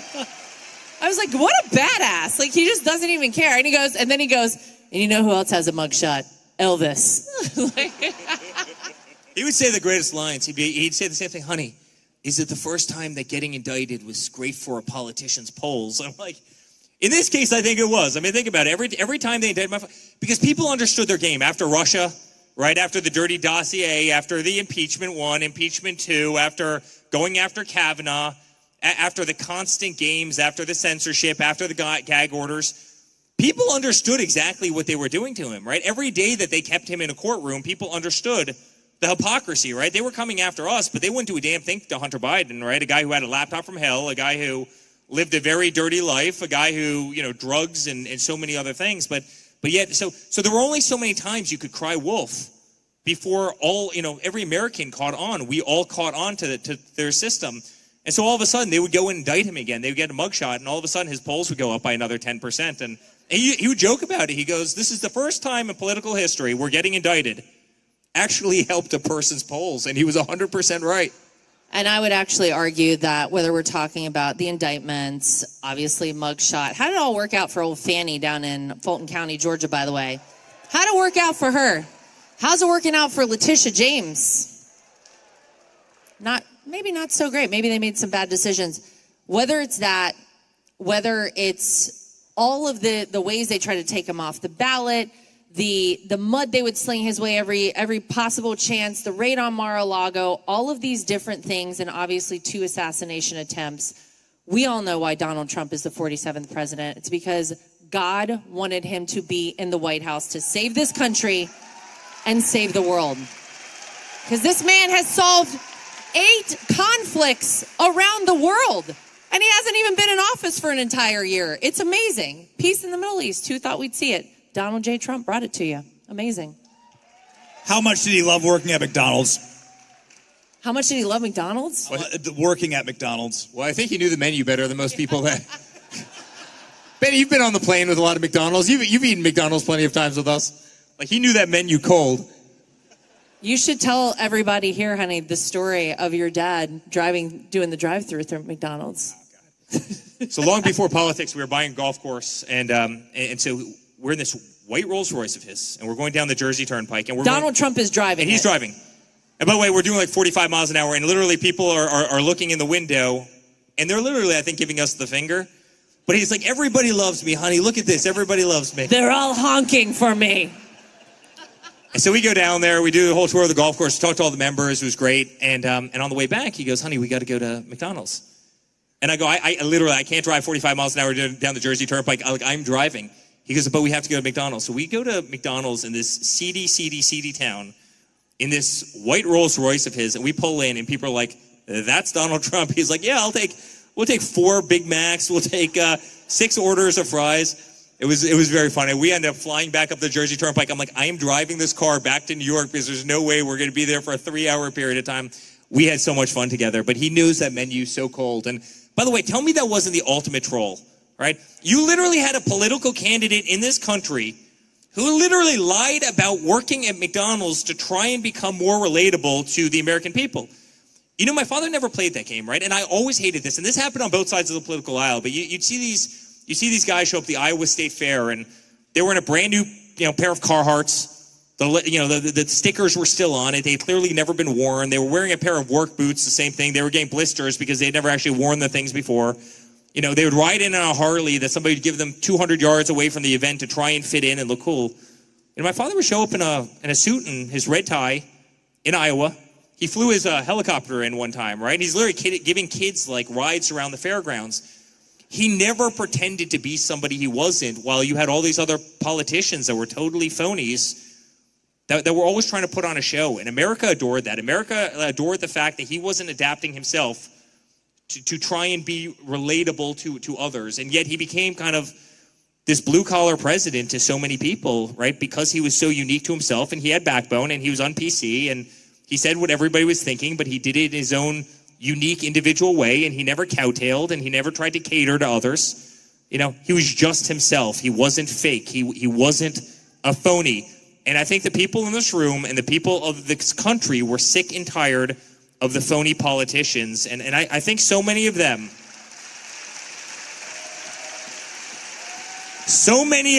have become extinct. And by the way, let me just say one last thing. He's become the greatest rhino hunter in the history of rhino hunters.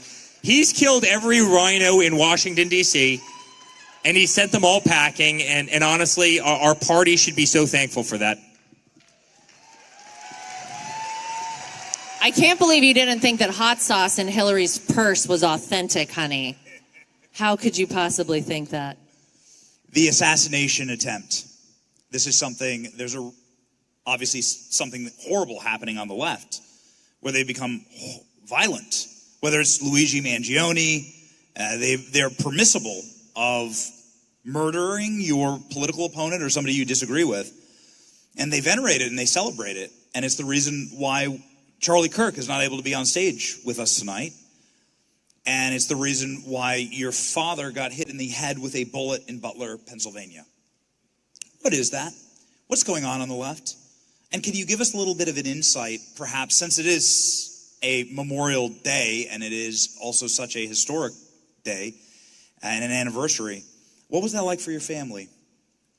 Well, certainly the lack of God for these people. It is pure evil. That's exactly who they are. It's probably the breakdown of the family system. It's a whole lot of societal problems.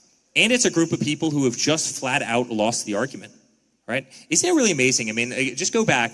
The entire Democratic game the entire time was identity politics, right? First it was you're a racist. Then it's you're anti-Semitic, right? It's like, well, he's not racist. He's certainly not anti-Semitic. There's never been a person who's been better for the Jewish state than my father ever, right? And then it's really interesting. Then it was, well, you must be sexist then, right? Because those two narratives, and it's like, that's kind of funny because Kellyanne Conway, his first, campaign manager who won in 2016 was a woman, and Lara Trump, who ran the RNC, was a woman, and, Susie Wiles, who was the second campaign manager, was a woman, but, he must be very sexist. And then it's, fine, he's not a sexist, but, he must be a fascist, and yet, who dresses up in black and takes a rifle, at a college campus and sits on a roof and shoots somebody that I truly loved, and somebody that Benny truly loved, and somebody that Laura truly loved, and somebody that we all truly loved, as you engaged in free speech? Like, is the person dressed in black holding a rifle on a roof shooting over the heads of college kids who are engaging in free speech, does that look like a fascist, or does the person who is courageous enough to go to those campuses and debate anybody on that campus because we're right on the issue, who's the fascist? It's sick, guys. It's sick. And that's why we need God in society, because God would cure so many of these problems if you had faith and you had morality and you had religion in your life. If you had good family, you had good values, you had good principles, you were raised correctly. We've got to return our society to that. And that's why family values matters. And honestly, that's why community matters. And that's why events like this matter.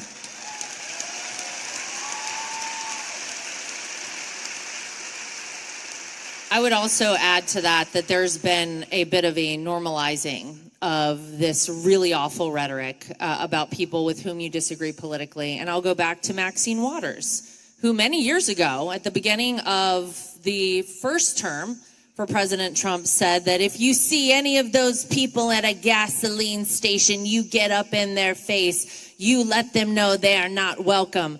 It starts with stuff like that. And then it continues on where these people who have a platform and understand they have a platform are actively spewing hateful rhetoric, telling lies, and inciting this kind of behavior and making it feel somewhat normal. After my father-in-law was nearly killed on stage in Butler, I really genuinely thought, okay, this is a moment where people are going to say enough. We almost saw something really awful happen, and something really awful did happen to Corey Comparator. a father, a firefighter, a husband who we lost, who didn't deserve that at all. And sadly, the hours later, there were people saying, oh, that was fake. That was all staged.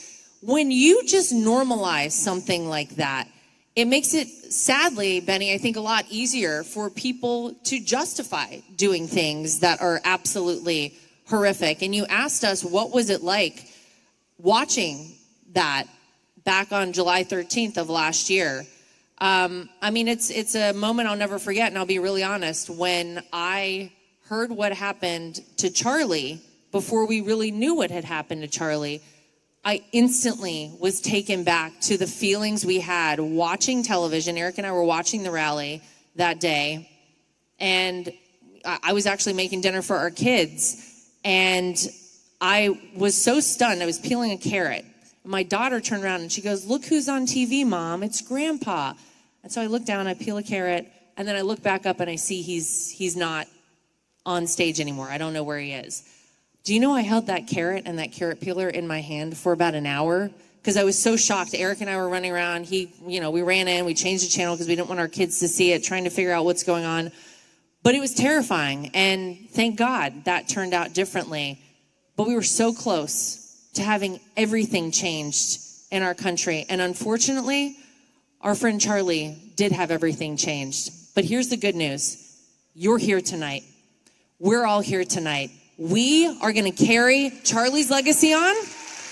What he started, we will finish, ladies and gentlemen. No doubt about it.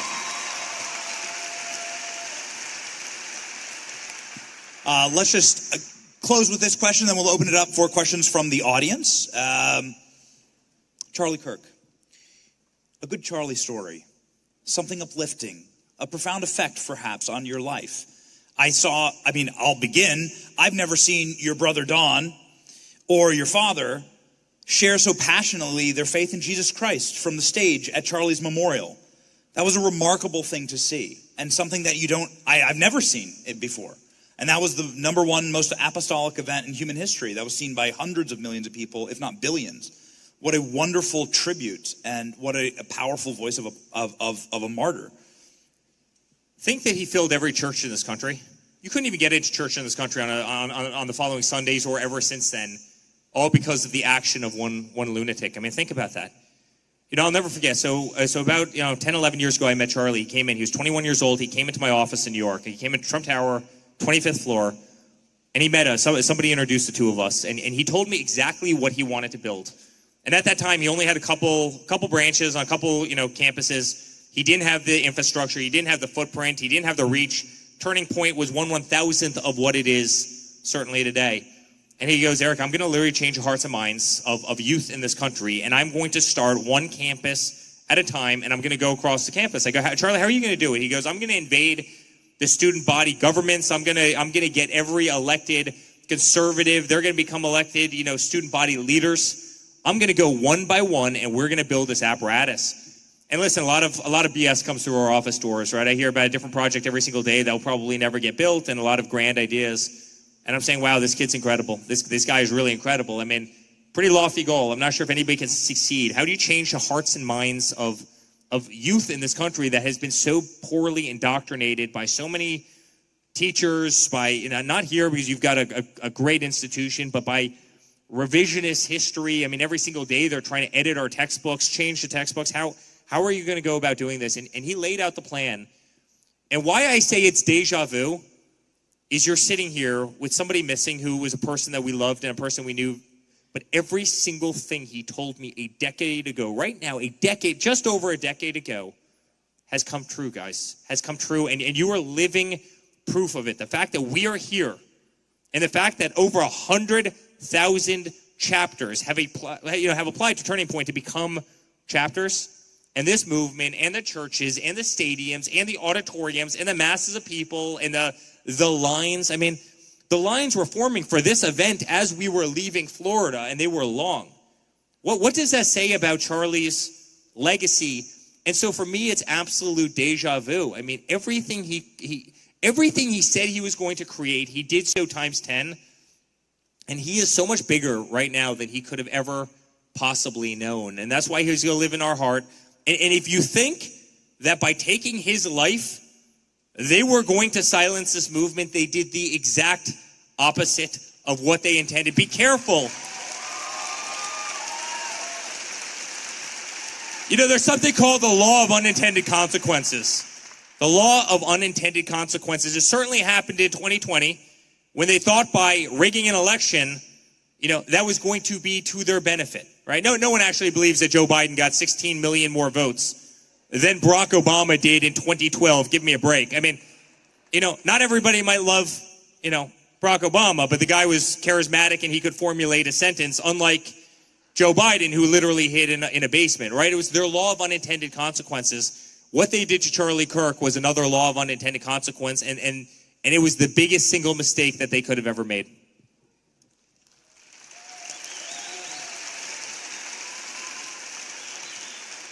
So I'll actually never forget, Charlie had asked me to go speak at an event at my alma mater, NC State, and we were on the way there. I had just landed in the plane and, you know, getting off at the Raleigh airport, and he called me and he goes, "We got a bit of a problem. Turns out there are a lot of people who are very upset that we're coming here tonight." And I was like, "Oh, okay, well, that's not a big deal." He's like, "No, the campus security is not totally sure what to expect. They don't know if they can keep us safe. And so, you know, if you want to call it off, if you want to not come, I'll totally understand it. I'll continue on. I'll probably go and speak anyway. But if you don't want to come, then, you know, I get it." And I was like, no, I'm going to come. I'm not going to leave you to hang out here. What was so amazing to me is that there was not a point at which Charlie was ever going to say, we shouldn't do this. He was dedicated to going on that campus. He was dedicated to making sure that the conservatives on the NC State campus felt like they could come out, felt like they could share this moment. And he was going to go. And I'll tell you what, we had an incredible event. There were some lunatics outside, but that's okay. They stayed outside. We had a great event. And you know what? I really appreciated his fight in that moment, because I do think a lot of other people would have said, "Oh, we got to call this off." I don't know. He was not willing to do that. And I'm so glad that you guys are not willing to give up either. The fact that you're here tonight speaks volumes. We are 1 year out from the biggest election win I think we can all remember, the biggest comeback, as we talked about already. But we're also a year out from midterms. And I want to say this right now. We cannot leave anything to chance. If you take nothing away from yesterday, these elections, we're in blue areas in New York City, in Virginia, and in New Jersey. But the fight is not over. And it takes all of us in here to do that. So as Charlie did on that NC State campus, we're going to continue on. We're going to continue fighting. And I'll tell you what, if everybody in here does what I know we can all do, we're going to continue winning as well.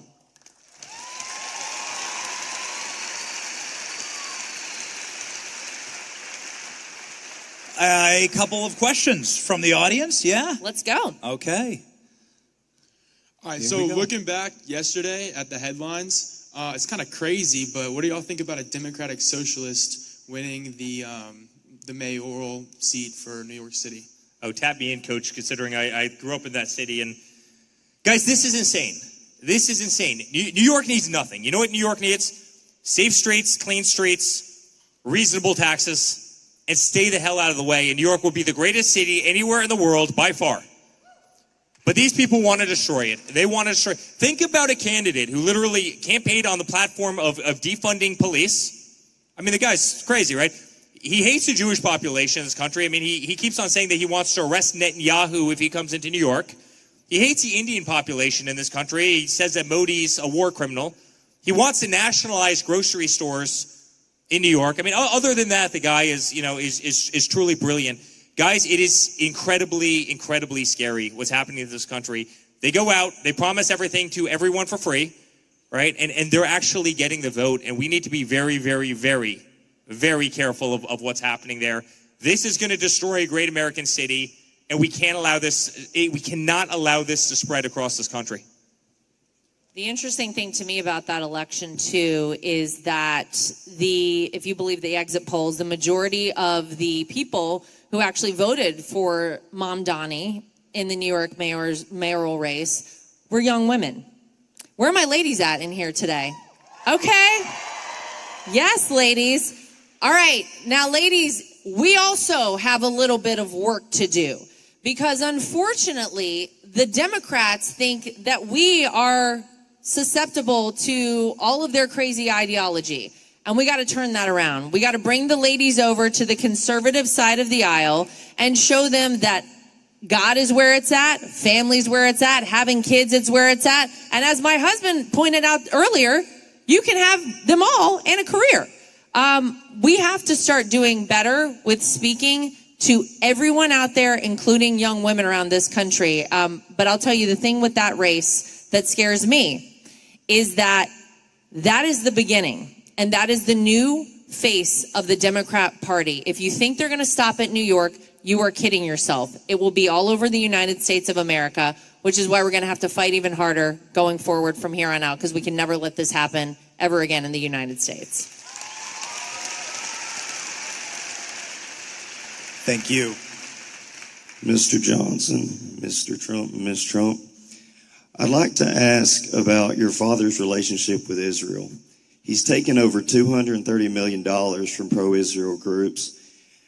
During the summer against Iran, even though he advised against it, Israel still attacked Iran and the U.S. still bombed on behalf of Israel.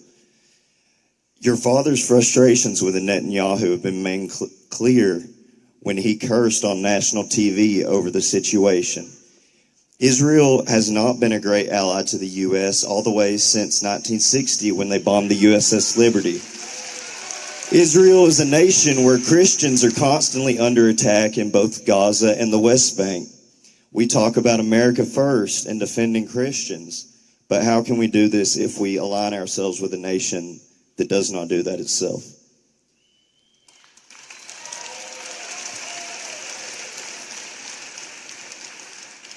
There's no question my father's had frustration. In fact, I think he's had frustration throughout the whole conflict with both sides. At the same time, make no mistake, you have a nation that is chanting death to America every single day on the streets of Tehran. You have a nation that will develop a nuclear weapon, and you have a nation that will use that nuclear weapon against the Western way of life. There's no question about it. You have a nation that will use proxies around the world, whether it's Yemen, whether it's a lot of other ones, to inflict serious harm on this nation, and they don't hide it. They don't hide it. In fact, it's really interesting. About a year ago, maybe a little over a year ago, they put out, the Ayatollah in Iran put out an emoji, a little short video clip of a drone hovering over my father's head as he played golf. This was literally posted on the Ayatollah's, Twitter page, following my father around a golf course with a crosshair right on top of him, as if they wanted to assassinate him and as if they wanted to hurt him. Guys, Iran wanted to destroy our way of life. They wanted to hurt us. They wanted to inflict real pain. What I can tell you about my father is, in terms of Israel, he wants a peaceful Middle East. He wants peace around the world. He wants to end the killing. He did that with India and Pakistan. He did that, obviously, you saw what he did with Cambodia and Thailand. He's tried to stop every conflict because he's sick and tired of the death and destruction. So there have been times that he got mad at Netanyahu. There's plenty of times where he's gotten mad at Putin. There's times where he's been mad at Zelensky. And he uses all of that as a tool to stop pain and destruction and death of people that are our age, your age in most cases, who have become political pawns and who have been marched into literally trenches and killed by the millions. And that's what my father wants to see end right this second, and that's why he's worked so hard for peace around the world. In fact, Donald Trump is the only president in the United States history that's never brought America to war, and I hope he keeps following in that crusade.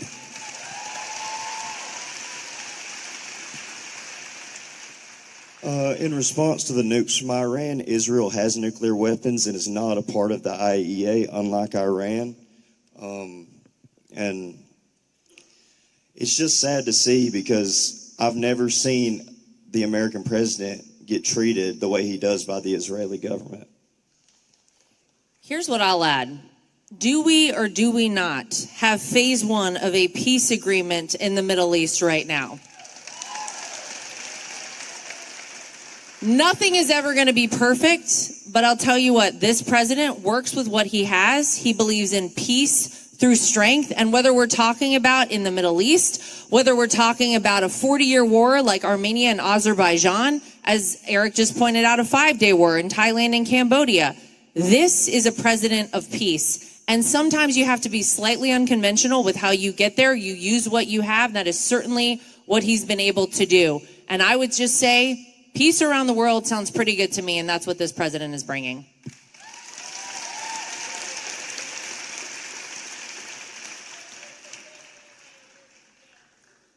Good evening. So, I have a pretty busy father myself, but I know you have a very, very busy father. So, has his long hours ever impacted your sleep schedule?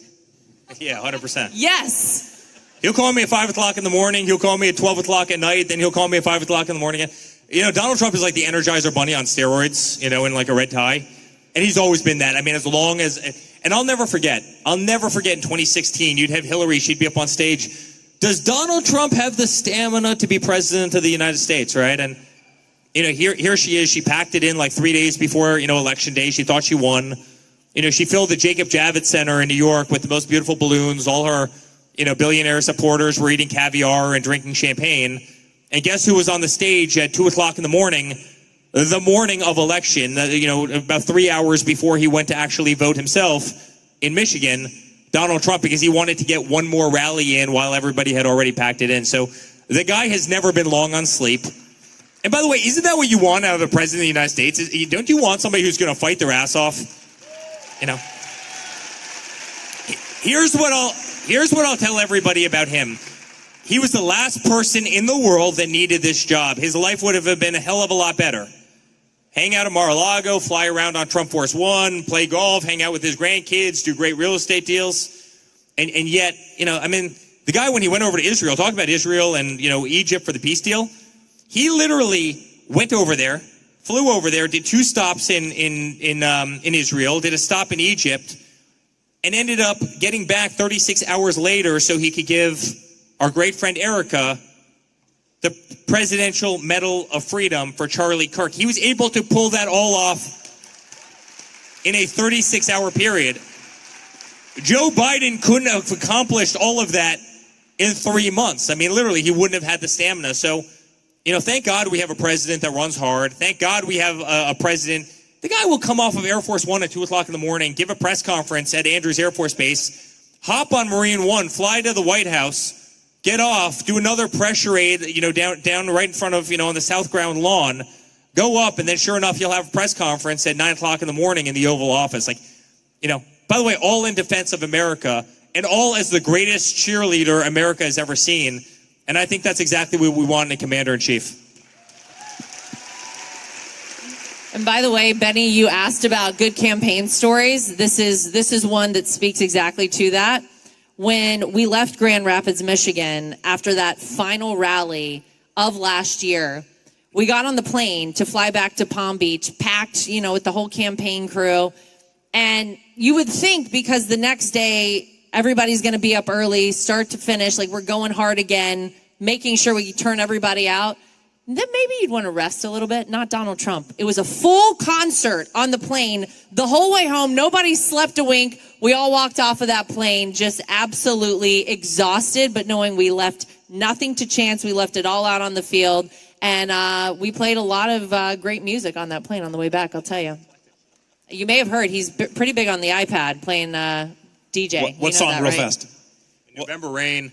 You have some Sinead O'Connor. Nothing compares to you. You have some R.E.M. Phantom of the Opera. Rolling Stones, some Broadway. Elvis. Yeah, we did a lot. We did it all. All of it. Thank you. He's Always going. Thank you very much. Hi, guys. My name's Gavin. Just on behalf of all of us, I really want to thank you guys for coming out tonight. Thank you, Gavin. Yeah, what a beautiful time this has been in honor of Charlie. Speaking of, I'm very Christian. I'm extremely pro-life to the point where I'm also anti-death penalty. I was just curious on, it's one of the few things that actually Charlie disagreed with the president about. What is the president's stance moving forward as it goes with protection of unborn life? Well, I think you know where he stood all along. I mean, this is the first president to participate in anything that has been pro-life, you know, to the capacity that he has. I think he's been very clear on his stance for that. We know that he promised us that he would put Supreme Court justices on the bench. He put 3 of them on there, and we saw the fall of Roe v. Wade, right? He worked very long and hard to ensure that he got good people to do that. The first president to speak at the March for Life, and I don't think he's ever shied away from his position, and he's the one who will tell you the story about actually changing his position, that for a long time he wasn't pro-life until he actually met back up with a child of someone who he knew from years before who thought about having an abortion, kept the baby, and then he talks about the fact that he met this, you know, young man or woman who really impressed him, that he was like, God, this is what happens. This is what the beautiful part of life is all about. And it changed his mind completely. So I don't think he's changed his stance. I think he's been very clear on that. Anything else to add? Yeah. Yep. Thank you. But as it goes for stance on the death penalty, do you think that any more can be pushed in that direction as it goes for a pro-life stance? Yeah, I think he's probably not changing his mind on death penalty. There's a lot of people who have inflicted a lot of harm, and I get it. I get it if you're pro-life, but I don't think we're changing his mind on death penalty. Probably not. Thank you, guys. Thank you.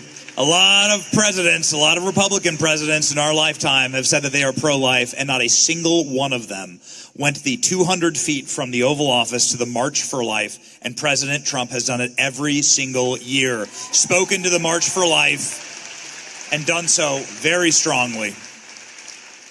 Hi, you guys. My name is Audrey, and I want to thank you guys again for being here. This is such a special moment for everyone. I would like to preface, I'm from the suburbs of Chicago, and ever since I was little, even up until now, my parents have advised me to stay away from Chicago, and I can see why, and I do.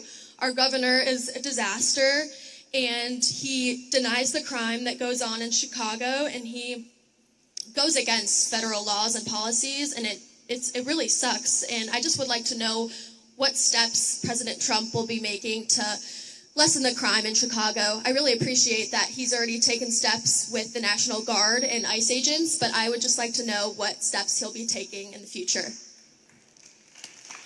So, Audrey, this is such a great question. And by the way, this has real, deep meaning. I built our building in Chicago. You've probably seen it many, many times as you were in there. It's the tallest building in the city, second tallest building in the city, the 7th tallest building in the world when we built it. And Chicago's gone to hell, and it is deeply sad. And Chicago's a city that's been run by Democrats for the last 100 years. And despite that, they go further and further and further to the left every single election, and it gets worse and worse and worse. And if you look at what my father did with Washington, D.C., in 12 days, they arrested 4,300 people.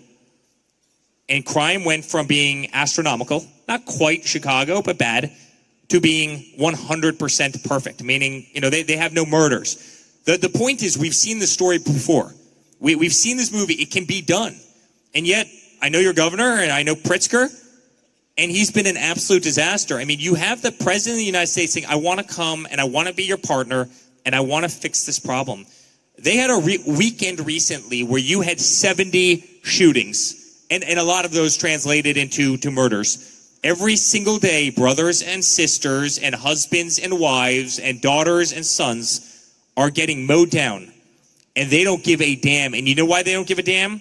They don't give a damn because if Donald came in and he fixed the problem, it would be a huge stain on the Democratic Party forever, in that he was able to fix a problem that they, for the last 100 years, couldn't get under control as it progressively got worse.